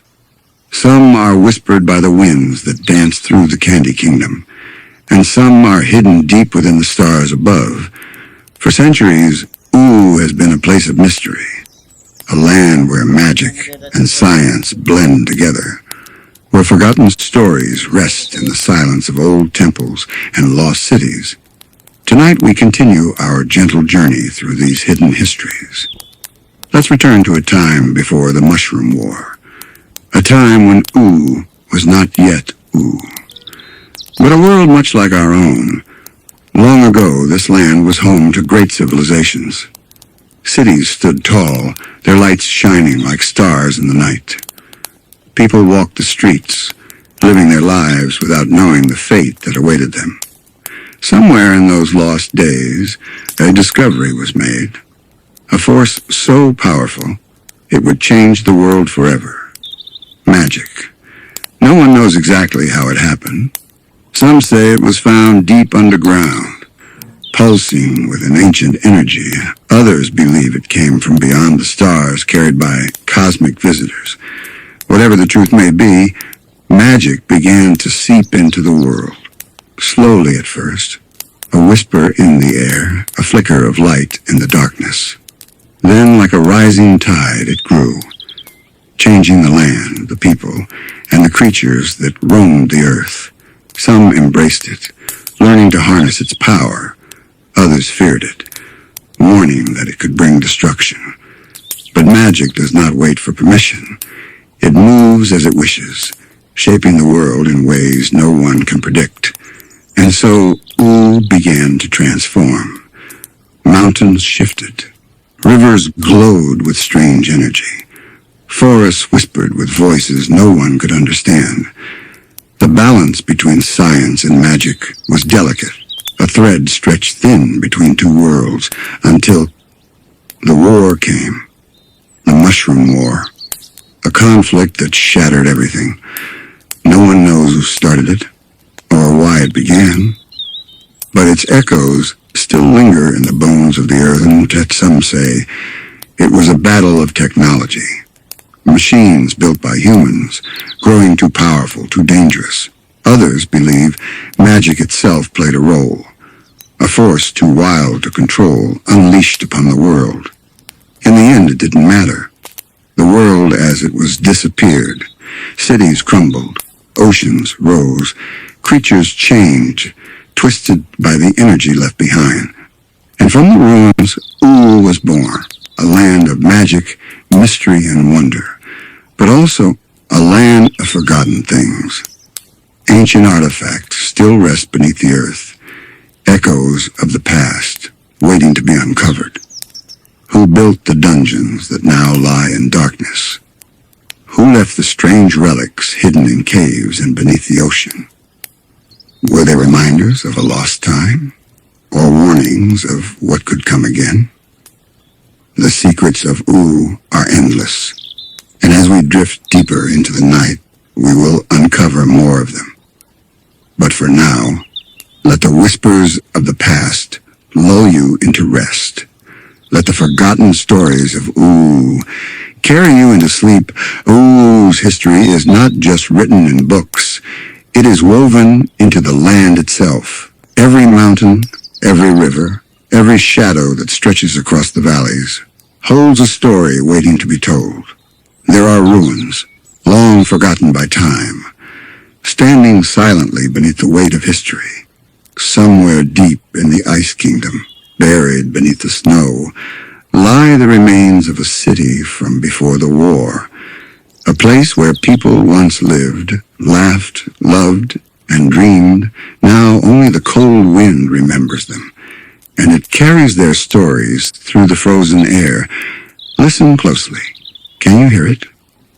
The whisper of the past, drifting like a ghost between the ruins. Elsewhere in Oo, there are old machines scattered across the land like forgotten sentinels. Who built them? And what were they meant to do? Some still hum with energy, their lights flickering weakly in the dark. Others have been swallowed by nature, covered in vines, their metal frames rusting under the sun. Perhaps they were part of the war, or perhaps they were something else entirely. Remnants of a civilization that reached too far and lost itself in the process. Then there are the creatures of Oo, strange, beautiful, and mysterious. Some have lived here since the beginning. Others were born from the magic that now fills the land. There are talking candy people, living fire beings, and creatures that defy explanation. Each one is a piece of Oo's history, a living reminder of the forces that shape this world. Even the land itself is alive. The hills breathe with quiet sighs. The rivers hum softly as they flow. The sky watches over everything, holding secrets of its own. What lies beyond the stars? What mysteries wait in the endless sky? Perhaps, one day, someone will find out. But for now, the land of Oo rests beneath the moonlight, and so do we. Let the gentle wind carry you into sleep. Let the echoes of this world's forgotten past drift through your dreams, and as the night deepens, know that Oo's secrets will always be here, waiting for another night, for another dreamer like you. Let lesser-known Adventure Time episodes, Adventure Time is filled with stories. Some are well-known, tales of great battles, powerful friendships, and journeys across the land of Oo. But hidden beneath these grand adventures are episodes that few remember, strange, mysterious, and sometimes a little unsettling. These forgotten episodes exist in the quiet spaces between big adventures, small moments that reveal something deeper about Finn, Jake, and the world they live in. Let's take a journey into these lesser-known tales and uncover the secrets they hold. One such episode, tucked away in the corners of memory, is the story of the Wishing Stone, a quiet tale. About a legend whispered among the trees, it is said that deep in the forest, past the twisted roots and glowing mushrooms, lies a stone older than time itself, a stone that grants one wish, but only if the heart is pure. Finn and Jake once went searching for this stone, guided by an old map found beneath the floorboards of the tree fort. Their journey led them through misty valleys and over rivers that whispered forgotten names. They faced trials along the way, a maze that shifted with each step, a trickster spirit who spoke only in riddles, and a cave where shadows moved without light. But at last, they found it, a small stone nestled beneath the roots of an ancient tree. Finn stepped forward, heart pounding, and made his wish. But nothing happened. The stone remained silent, and the wind carried his words away. Perhaps some wishes are not meant to be granted. Perhaps the journey itself was the real gift. Another lost tale speaks of the silent village, a place untouched by time, where no one speaks, and yet everyone understands each other. Finn and Jake stumbled upon it by accident, a hidden town deep within the woods, where the people communicated through gestures and unspoken thoughts. They were welcomed with kindness, offered warm bread and cool water, and though not a single word was spoken, Finn felt something strange, a deep peace, as if the silence carried all the words that had ever been said, and all the ones that would never be spoken. As night fell, the village glowed softly under the moonlight, and when Finn and Jake left the next morning, they found that no matter how hard they searched, they could never find that village again, as if it had disappeared with the rising sun. These are just whispers of forgotten stories, small echoes from the vast world of Adventure Time, tales that drift between dreams, waiting to be remembered, or perhaps to be forgotten once more. For now, rest easy. There are more stories to tell, and the night is still young, somewhere in the endless landscape of Oo. There is a road that leads nowhere, a forgotten path, worn smooth by time, and lined with lanterns that never burn out. Finn and Jake once found this road. On a quiet afternoon, when the wind carried a strange melody through the trees, the road seemed simple at first, just an old path winding through the hills. But as they walked, something felt different.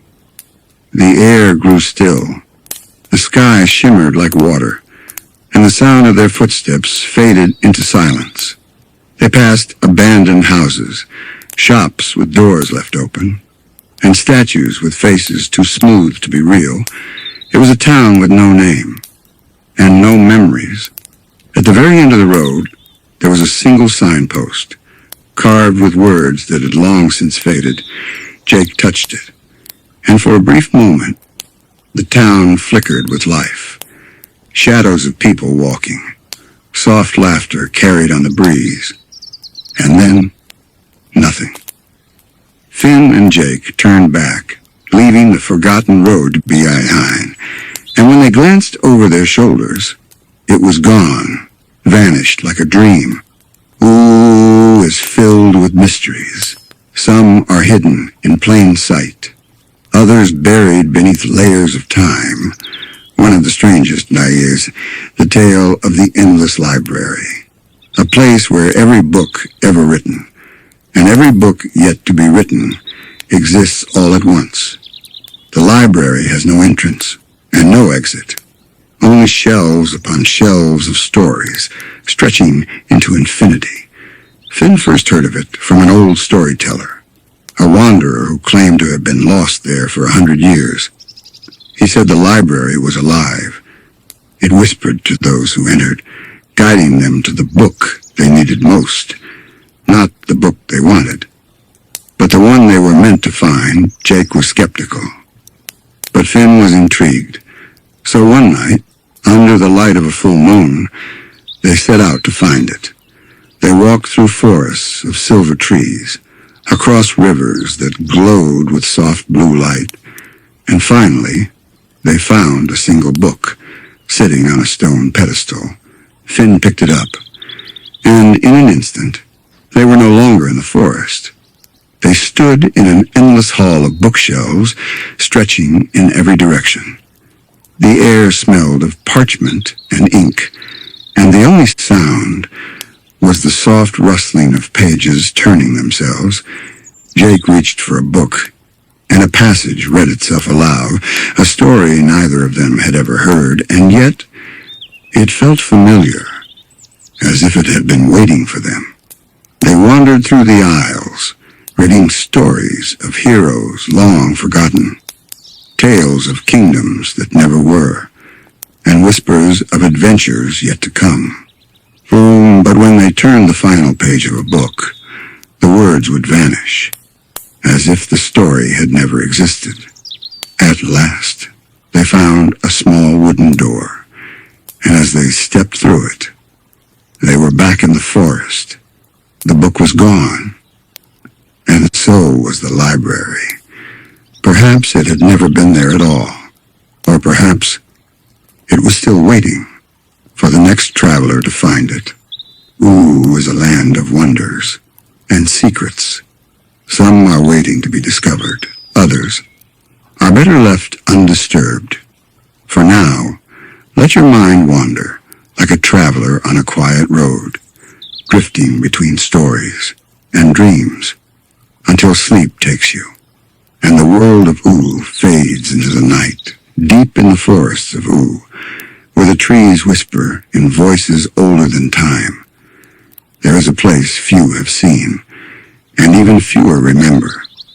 A quiet glade, bathed in golden light, where the air shimmers with something ancient, something watching, something waiting. Finn and Jake stumbled upon it one evening, chasing a butterfly that seemed to glow from within. As they followed its gentle flight, the forest around them changed. The air grew warm, the sky deepened into an endless twilight, and the path beneath their feet became soft with moss. They entered the glade, and in the center, a single tree stood tall, its bark pale as moonlight, its branches heavy with silver leaves. But there was something else, a figure, sitting beneath the tree, still as stone, its face hidden beneath a hood of woven starlight. Finn took a cautious step forward, and the figure spoke, a voice like distant echoes, like memories drifting on the wind. You have come far. The words sent a shiver down Finn's spine. Jake's ears twitched. The figure lifted a hand, and in its palm, a single silver leaf rested. This is a story not yet told. Finn reached out, and as his fingers brushed the leaf, a vision bloomed before him. A glimpse of something beyond time, a battle fought in the skies, a kingdom rising from the sea, a boy with a sword, facing something vast, something powerful, and then darkness. Finn gasped. The vision vanished. The silver leaf crumbled into dust. The figure lowered its hand and whispered, "Not yet." And just like that, the glade was gone. Finn and Jake stood once more in the ordinary forest. The butterfly nowhere in sight, the sky no longer twilight. Had it been real, or just a dream? Somewhere in Ooh, the story waited, for its time to come. For now, Finn and Jake turned homeward, letting the mystery rest, knowing that one day the glade might call them back, and its secrets would finally be revealed. Beyond the farthest mountains, where the wind howls like a forgotten song, there is a place called the Ever-Change Valley, a land where nothing stays the same, where rivers shift course overnight, where trees grow tall in the morning and vanish by sunset. It is a land few dare to cross, for the road behind you is never the road ahead. One day, BMO went missing. Finn and Jake searched everywhere until they found a trail of tiny footprints leading toward the Ever-Change Valley. With no choice but to follow, they stepped into a world of shifting landscapes. One moment, a meadow of golden flowers. The next, a canyon deep as the sky. Time bent strangely here. Their voices echoed back at them, not as they spoke, but as if they had spoken long ago. They called out for BMO, but only the wind answered, until a small voice from a tree that hadn't been there before. "Hey guys!" BMO's voice. Finn and Jake rushed toward the tree, and there, sitting among the branches, was BMO, smiling as if nothing was strange at all. "This place is fun!" BMO giggled. Jake stretched up to grab him. But the moment his paw touched the trunk, the tree melted into mist, and BMO was standing beside them, as if he had never been in the tree at all. Finn frowned. Something was wrong. They needed to leave. But the valley was shifting faster now, the sky spinning like a whirlpool, the ground trembling beneath their feet. Finn grabbed BMO's hand. Jake stretched his body as far as he could, and together they ran, through fields that turned to lakes, over bridges that became rivers, through doorways that led to nowhere, until at last they reached the edge of the valley and stepped into stillness. The valley was behind them, quiet once more, as if it had never been there at all. BMO tilted his head. "That was fun. Can we go again?" Finn and Jake exchanged a look, then burst into laughter. BMO would always be BMO, even in a place where nothing stayed the same. They turned toward home, leaving the Ever-Change Valley behind. But deep within it, something watched and waited for the next traveler to lose their way, far beyond the Candy Kingdom, past the frozen peaks of the Ice Kingdom. There lies a stretch of land so empty, so silent, that even the wind dares not whisper here. The still plains, a land untouched by time, where nothing moves, nothing grows, nothing lives. And yet, legends say that once a great city stood here, its towers tall enough to touch the sky, its streets filled with laughter and song. But now, only silence remains. One day, Finn and Jake found themselves here, not by choice, but by a path that twisted when they weren't looking. One moment, they were in the lush green fields of The next, the world had faded to gray, the sky a dull, endless white, the air still as glass. Finn adjusted his backpack. Jake sniffed the air. Nothing. Not even the scent of dust. No wind. No birds. No signs of life at all. Just the endless still plains and a distant shape, barely visible on the horizon, a tower, alone in the emptiness. They walked toward it, step after step, the silence pressing against their ears. Even their footsteps made no sound. Finn glanced at Jake. Jake glanced at Finn. Something wasn't right. But they kept walking, and walking, and walking. Yet the tower never seemed any closer. It remained, forever distant, as if they weren't moving at all. Finn stopped. Jake stopped too. And in that moment, something shifted. A whisper, soft as a breath. A voice not quite there. "You should go back." Finn turned sharply. "Nothing." Jake's ears twitched. "Dude, I don't think we're alone here." Another whisper. From nowhere, from everywhere. "Turn around." Finn gripped his sword. Jake stretched taller. And in the silence, they saw it. A flicker. A shadow. A glimpse of something just out of reach. The shape of a person. Standing just beyond the edges of sight. Watching. Waiting. Finn swallowed. His voice barely above a whisper. "Who are you?" No answer. Only the windless air. The figure did not move. Did not speak. Did not breathe. Finn took a step forward, and in an instant, it was gone. The world around them flickered, like an image on a fading screen, and suddenly, they were back. The green fields of ooze stretching before them, the sky blue, the air alive with the scent of summer. As if they had never left, Jake blinked. "Okay, that was weird." Finn glanced back. But the still plains were gone. No sign they had ever been there at all. And yet, a single gray feather lay at his feet, drifting softly in the breeze, a reminder that some places do not wish to be found.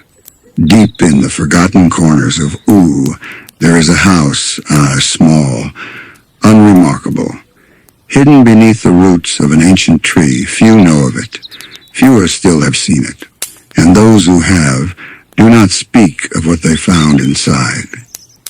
One evening, a traveler passed this way, lost, wandering, the sun dipping below the horizon, the air thick with the coming of night, and there, half hidden in the dim light, the house waited, a single candle flickering in a window.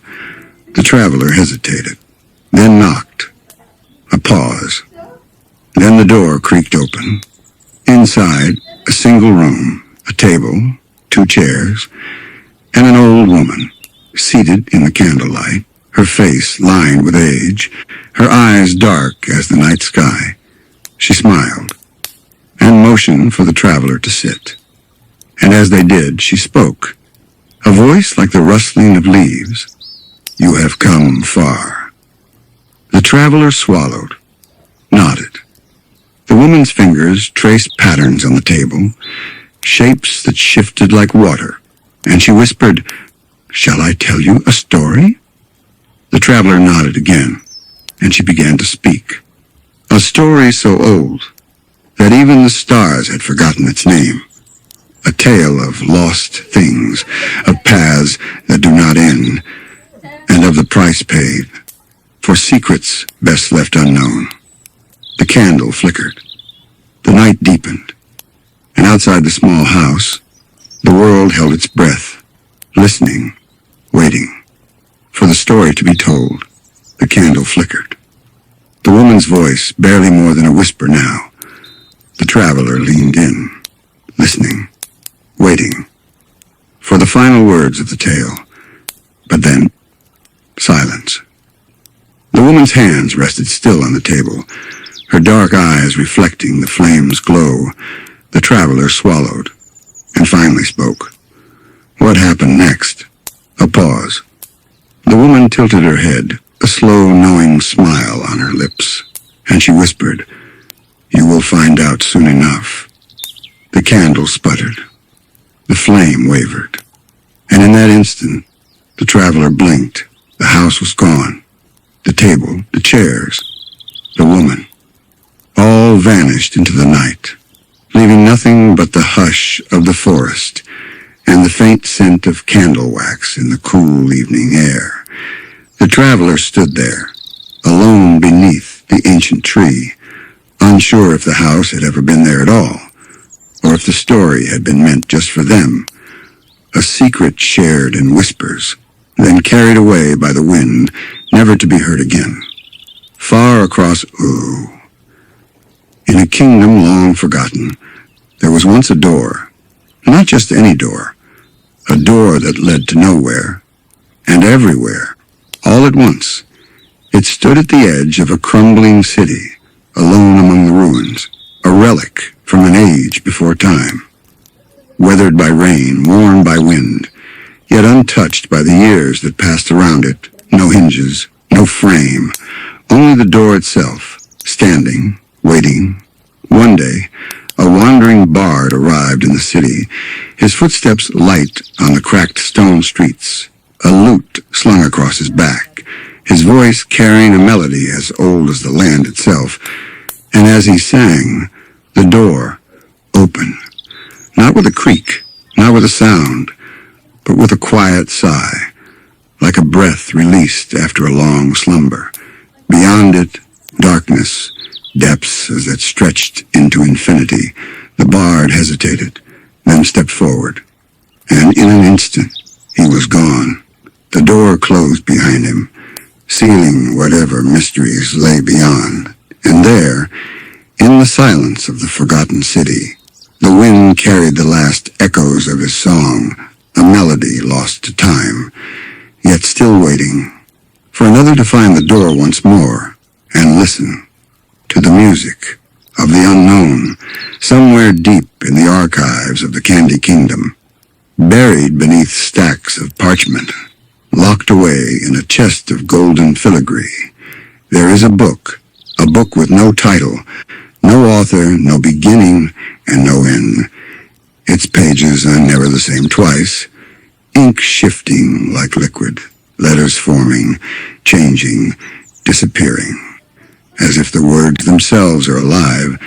Princess Bubblegum once studied this book, watched its pages turn with unseen hands, observed its stories write themselves and rewrite themselves again and again. Endless possibilities, endless truths. And yet, one night, she turned the page and found something unexpected, a story she had never seen before, a name she recognized, but could not place. It was her own, written in looping script, a tale unfolding before her eyes, events she had not yet lived, choices she had not yet made, futures not yet written. And then, as she reached the final page, the words began to fade, slipping away like mist at dawn, until only one line remained, etched in silver ink. "You have seen too much." The book snapped shut, the golden lock clicking into place, and in that moment, she knew. Some things are not meant to be read, not yet, not now, maybe not ever. And so, the book was returned to the archives, buried beneath parchment, locked away once more, a secret waiting in silence, for the day when the right hands would open it again. And so the stories of Uru continue, tales untold, whispers in the dark, mysteries waiting to be discovered, and in the quiet of the night, as sleep draws near, perhaps, if you listen closely, BTS Adventure Time, behind the magic of Uru, beyond the rolling landscapes, and the adventures that shaped Finn and Jake's journey, there was a world unseen, a place where ideas took shape, where sketches became legends, and where a team of dreamers brought Adventure Time to life. This is the story behind the story, the journey of creation, the moments of inspiration, and the hands that crafted a world that would be remembered forever. It all began with a sketch, a simple doodle, a boy with a rounded hat, a dog with stretched out limbs. Pendleton Ward sat at his desk, a pencil in one hand, a cup of coffee in the other. He stared at the page before him, imagining a world not yet born, one filled with colors, creatures, laughter, and heart. As he sketched, Finn's smile took shape. Jake's eyes gleamed with mischief, and the land of Ooh began to breathe. At first, it was just an idea, a collection of thoughts scattered across notebook pages, but soon it became something more, a world ready to unfold, a story waiting to be told. Pendleton Ward was no stranger to imagination. As a child, he spent hours lost in cartoons, building worlds in his mind, doodling characters that only he could see. He grew up surrounded by creativity. His mother was an artist, his childhood filled with stories. And as he grew, so did his love for animation. He studied at CalArts, a school that shaped some of the greatest storytellers. He learned the language of movement, the rhythm of storytelling, and the power of simplicity. He knew that great stories didn't need to be complicated, they just needed heart. And heart was something Adventure Time would have in abundance. The journey from sketchbook to screen was not easy. The first version of Adventure Time was just a short film, a test of an idea, a glimpse into the world that could be, it was made for Nickelodeon. A playful experiment, a single episode that captured a sense of wonder.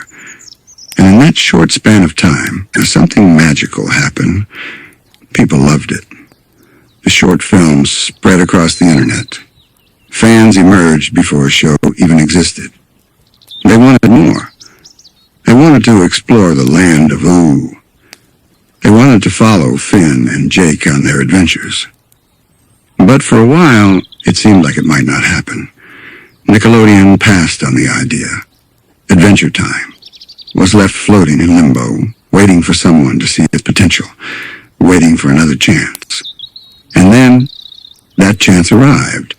Cartoon Network stepped in. And in 2010, Adventure Time was born, a series, a universe, a legacy. But bringing the show to life was a journey of its own. Pendleton Ward gathered a team, a group of artists, writers, animators, each one bringing something special. Together, they shaped the heart of Adventure Time. They filled Ooh with voices, designs, stories, and slowly, the show became what we know today, a mix of comedy and mystery, of heart and absurdity, of light and darkness. It was unlike anything before it, and that was the magic, a world that felt alive, a show that didn't just tell stories, but made you feel them. And behind every episode, yes, was a team pouring their love and their creativity, their passion, into something that would touch millions. Adventure Time was more than just a cartoon. It was a world of endless possibilities, and its journey had only just begun. As the series took shape, the team faced challenges. Deadlines loomed, scripts needed polishing, scenes needed refining. But through it all, they worked with passion, with laughter, with a love for the world they were creating. Pendleton Ward wanted Adventure Time to feel real, to capture the innocence of childhood, the wonder of discovery, and the bittersweet passage of time. Every detail mattered. The way Finn's voice cracked as he grew older, the shifting colors of the sky and Ooh, the subtle emotions in a character's eyes. These weren't just drawings. They were feelings, moments frozen in time, waiting to be felt by those who watched. One of the most magical things about Adventure Time was the way it grew alongside its audience. At first, it seemed like a simple adventure show. A boy and his dog fighting monsters, saving princesses, laughing at silly jokes. But as the seasons went on, something changed. The stories deepened, the characters evolved, the themes became richer, darker, more thoughtful. Adventure Time was no longer just a cartoon. It was a reflection of life itself, a journey through joy and sorrow, through laughter and loss, through childhood and growing up, Pendleton Ward was known for his quiet, thoughtful nature. He wasn't loud or flashy. He didn't crave attention. He just wanted to create, to tell stories, to build a world that felt alive, and he did. But creating something so special takes its toll. As the seasons went on, the pressure of running the show became overwhelming. The deadlines grew tighter, the expectations higher. Pendleton Ward felt the weight of it all, and in 2014, he made a decision. He stepped away, not because he didn't love Adventure Time, but because he needed space, a moment to breathe, a moment to rest. And though he was no longer leading the show, his spirit remained. His influence still lingered in every frame. His heart still beat within Ooh. The show continued. A team of dedicated writers and artists carried it forward, ensuring that Adventure Time stayed true to its heart. They honored the world that had been built, expanding it, exploring its mysteries, and leading it toward its final chapter. Because every story must have an end, even one as vast as Adventure Time. But endings aren't always sad. Sometimes they're just a new beginning. As the final season approached, the team poured everything they had into those last episodes. They wanted to say goodbye, the right way, to honor the journey, to give the characters the send-off they deserved, to leave a lasting impression on those who had grown up with them. And when the final episode aired, it was a moment of reflection, a closing chapter, a reminder that though the adventure may end, the memories remain, the lessons learned, the friendships formed, the laughter shared, all of it still exists, still lingers in the hearts of those who watched, because Adventure Time was never just a show. It was an experience, a feeling, a place to return to, whenever you needed it. Even after the final episode aired, Adventure Time didn't just disappear, it lingered. In memories, in rewatches late at night, in the quiet moments of nostalgia, fans found comfort in revisiting Ooh, in hearing Finn's laughter, in watching Jake stretch lazily across the grass. The tree fort still stood tall in their minds. The land of Ooh still felt alive. Because stories like these never really fade away. They stay with us, like echoes of an adventure we once had long ago, or maybe just yesterday. And while Adventure Time had ended, the world it created still had more to give. A few years later, a new series emerged, a continuation of sorts. Adventure Time, Distant Lands. It was different. Not a full series, but special episodes, little glimpses into what came after. For Finn, for Jake, for Princess Bubblegum and Marceline, for BMO.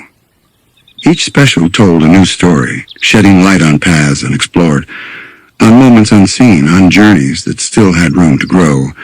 And though it wasn't the same, it was a gift, a chance to revisit old friends, to see how life carried on, to feel once again the magic of Ooh, the heart of adventure.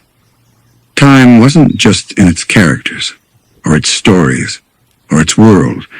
It was in the people who made it, the animators who breathed life into every frame, the voice actors who gave these characters their soul, the writers who spun tales that made us laugh and made us cry, who took risks, who pushed boundaries, who crafted something so special that it became more than just a show. It became a piece of people's lives, a place they could return to, again and again. It's easy to think of Adventure Time as a fantasy, a world far away, separated from our own. But look closer, and you'll see it everywhere. In the friendships we cherish, in the dreams we chase, in the lessons we learn. Finn and Jake's journey wasn't just about fighting monsters.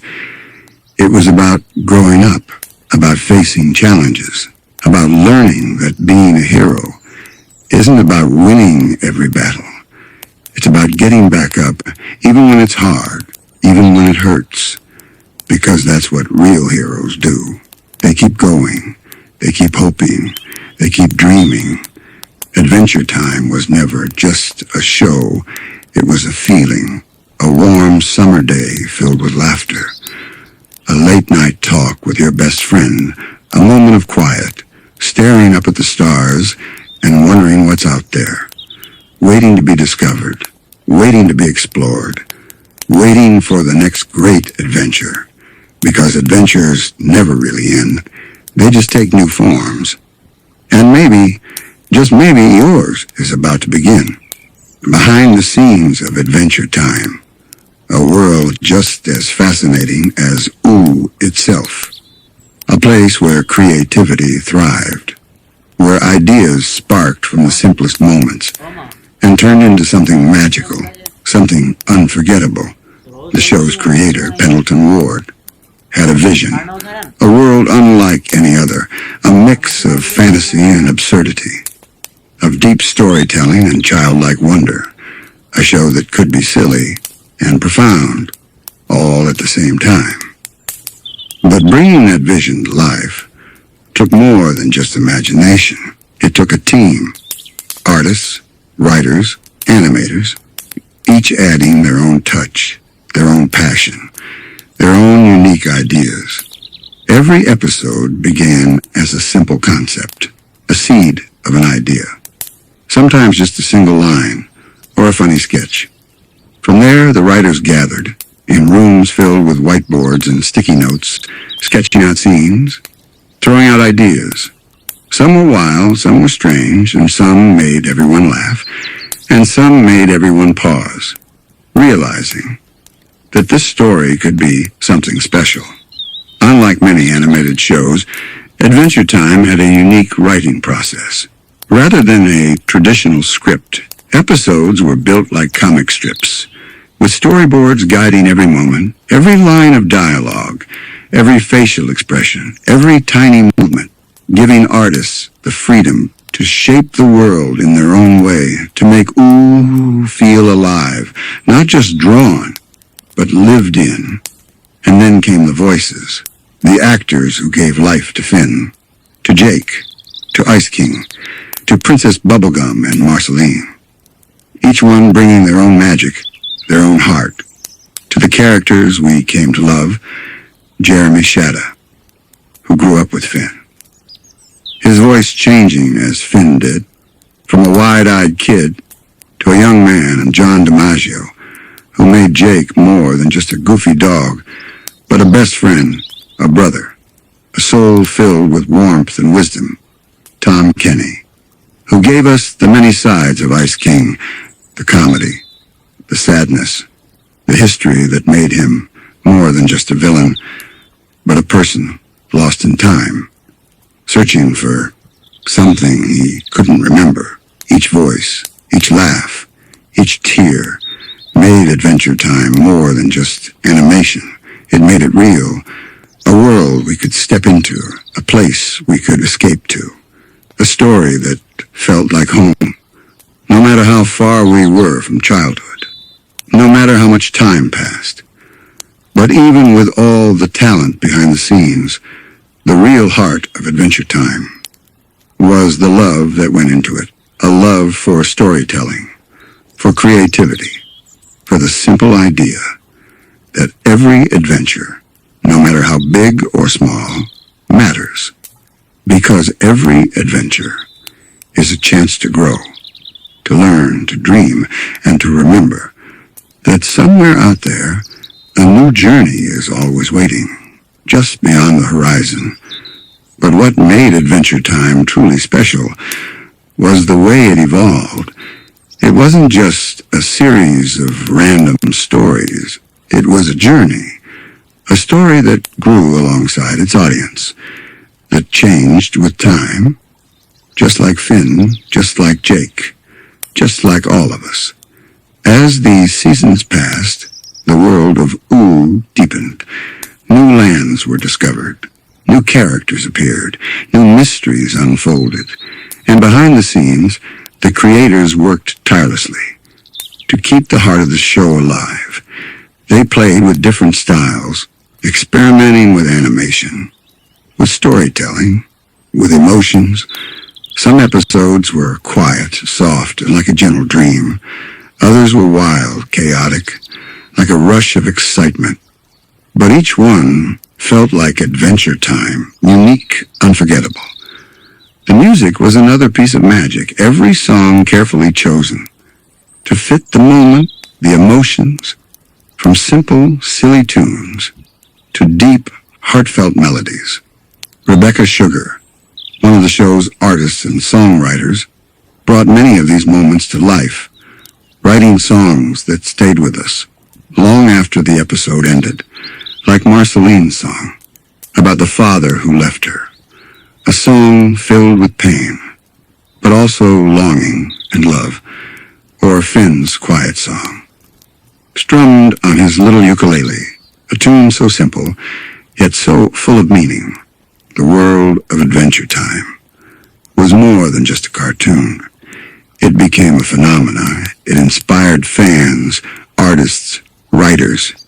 It sparked creativity. It built a community, a place where people could share their love for the show, their theories, their artwork, their own adventures. It was a show that connected people, that reminded them that no matter where they were, no matter how old they became, there was still a part of them that could believe in magic, in adventure, in the simple joy of exploring the unknown. And as the final season approached, the creators knew that the story had to end, but endings are just another kind of beginning.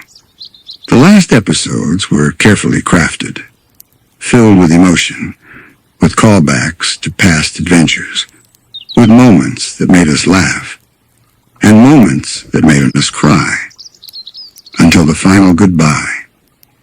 The moment Finn and Jake's journey, at least on screen, came to a close. But just because something ends doesn't mean it's gone. Adventure Time still lives on, in the memories it created, in the stories it told, in the lessons it left behind. That life is an adventure, that friendships are treasures, that growing up doesn't mean losing your sense of wonder, and that somewhere, in a land far away beyond the horizon, Finn and Jake are still out there, still exploring, still laughing, still waiting for their next great adventure. And with that thought, we close our eyes and drift into dreams, where the land of Ooh waits for us once more. The journey is almost over. But before we say goodbye, let's take a deep breath and look back on all the adventures we've shared, the memories we've made, the stories that carried us through the night. Each one, a piece of something bigger, a world filled with magic and wonder and heart. We walked with Finn through his earliest days, when he was just a boy, with a simple dream to be a hero.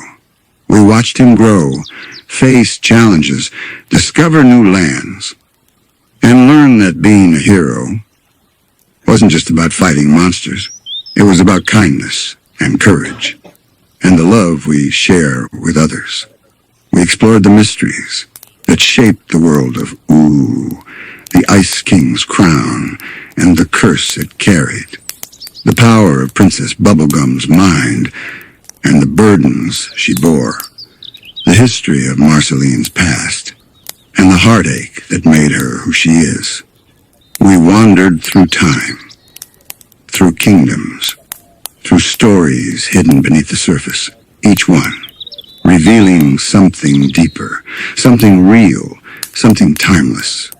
We uncovered secrets that few have seen, the lost corners of Adventure Time, the episodes tucked away like hidden treasures, the moments behind the curtain, the hands that brought this world to life, the artists, the writers, the dreamers, who poured their love into every frame, every color, every line of dialogue, so that we could step into this world and feel like we belonged.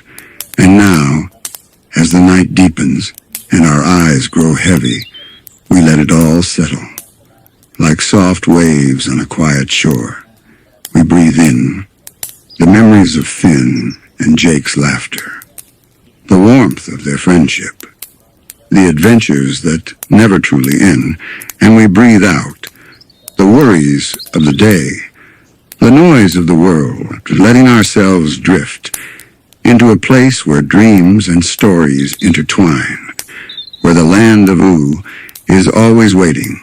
The stars shimmer above, soft and steady, like old friends watching over us.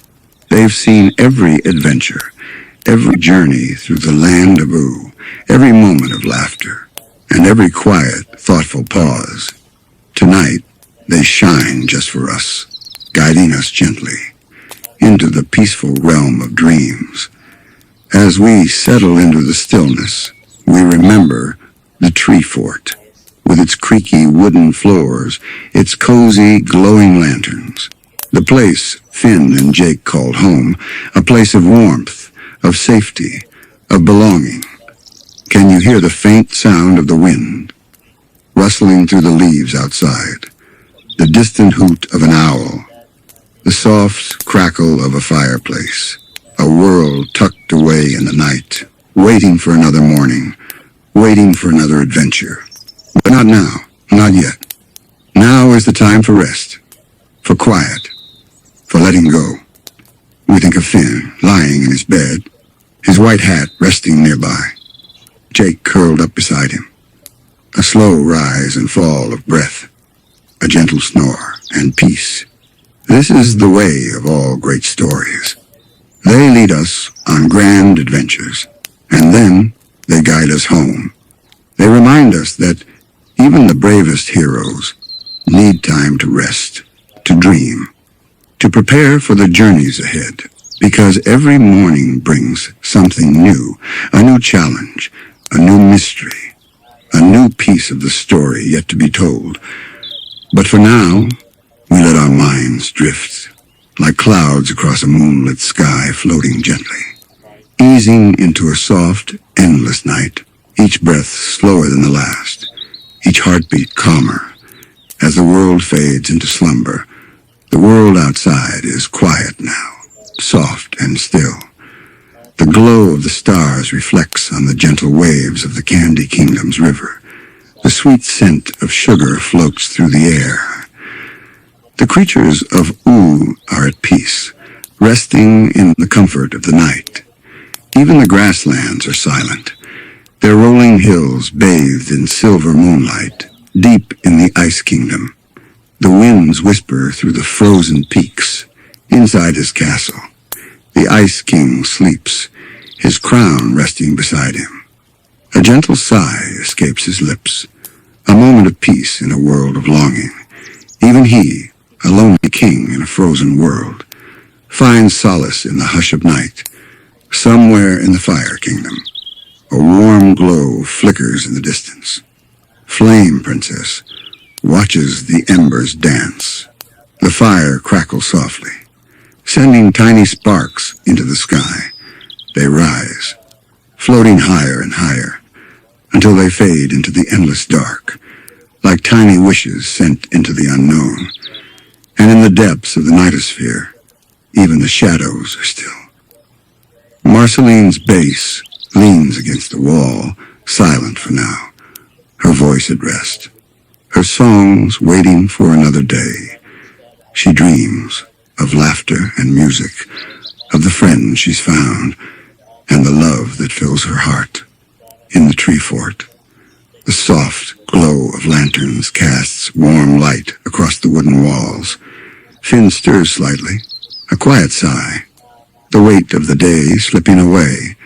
Jake's ears twitch as he dreams, a slow, steady rhythm. Two brothers, side by side, held in the gentle embrace of the night. The moon drifts across the sky. Time slows. The world breathes, and we breathe with it. Soft and slow, deep and steady. The adventures of Ooh will continue. New stories will unfold. New paths will be taken. But tonight we rest. We let the quiet fill our minds, like the hush of a gentle breeze, a lullaby whispered by the stars, guiding us into sleep, into dreams of magic and wonder, where the story never truly ends. The night deepens. The air is cool. Soft waves lap against the shores of the distant islands. The gentle hum of the universe whispers through the land of O, a sound so quiet, so delicate, like a lullaby only the stars can hear. The tree fort stands tall in the moonlight, its wooden beams creaking ever so slightly in the breeze, a home of adventure, a shelter of memories. Inside, Finn is wrapped in his blanket, his hat resting beside him. Jake curled up in a cozy ball, their breathing slow and steady, in perfect rhythm with the quiet night beyond the fort in the Candy Kingdom. The lights inside the castle have dimmed. Even Princess Bubblegum has finally set her experiments aside. The hum of machines has faded. Test tubes sit untouched. The endless work of a scientist and a ruler paused for now. For just a little while, she rests, dreaming of new discoveries, new ideas, new ways to make the world a little sweeter. In a faraway valley, Peppermint Butler strolls under the glow of the moon, his tiny footsteps tapping softly against the stone paths. He hums a quiet tune, a song from an old time, a melody that drifts into the night, fading, soft and slow. Somewhere in the shadows, a lone snail peeks from beneath a leaf, its tiny antennae stretching toward the sky. It has been everywhere, seen everything. Yet tonight, it rests, content in the hush of the world. The stars above twinkle, each one a tiny beacon of light, shimmering, flickering, holding stories of their own. The land of Ooh sleeps, the creatures, the heroes, the villains, all wrapped in the stillness of the night. For just a little while, even the restless find peace. The lost find comfort. The lonely find warmth in the glow of dreams. And you are part of this world too, drifting, floating, letting the weight of the day slip away. Your thoughts grow softer and like waves against the shore, each one smaller, each one quieter, until all that remains is peace, stillness, and sleep. The night stretches on. The sky is a vast canvas of deep blues and purples, dotted with stars that shimmer like tiny lanterns. They watch over the land of Ooh, over Finn and Jake, over the Candy Kingdom, over the forests, the rivers, the mountains, and the valleys, a silent presence, guiding, protecting, watching over you. A gentle wind stirs the treetops, rustling the leaves in a soft, endless whisper. A sound older than time itself, soothing, reassuring, like a lullaby woven into the very fabric of the world. The air is cool, crisp, filled with the scent of earth, of flowers, of rain from a distant storm. Everything is calm, everything is still, deep in the tree fort. Finn shifts slightly in his sleep, a soft sigh escaping as he turns onto his side. Jake murmurs something in his dreams, something about bacon pancakes. And then he settles once more, warm and safe, drifting through the quiet tides of sleep. The Candy Kingdom rests in stillness. Gumball, guardians standing motionless at the gates, their glowing eyes dimmed, watching but not watching. Even the busiest of workers have found rest. Even the most restless minds have let go. For now, for just a little while, the world slows, the world sighs, the world sleeps, Somewhere in the vastness of ooh, Marceline's bass guitar leans quietly against the wall of her cave. No songs tonight, no melodies filling the air, just the quiet hum of old memories, of laughter, of friendship, of times long past, wrapped in the hush of the moment, drifting on the edges of a dream. And your breathing is slow now, deep and steady, and your body is weightless, drifting like a feather on a quiet breeze. The worries of the day have faded. The noise of the world has grown distant. All that's left is peace, warmth, stillness. Let go. Let yourself drift deeper into the softness of sleep, into the embrace of the night. You are safe. You are calm. And as the final moments of this journey unfold, know that you are part of this world, a world of adventure, of wonder, of stories yet to be told, and dreams yet to be dreamed. Sleep well, dream deeply, and when the sun rises again, a new adventure will be waiting. Sleep well, dream deeply, and when the sun rises again, a new adventure will be waiting.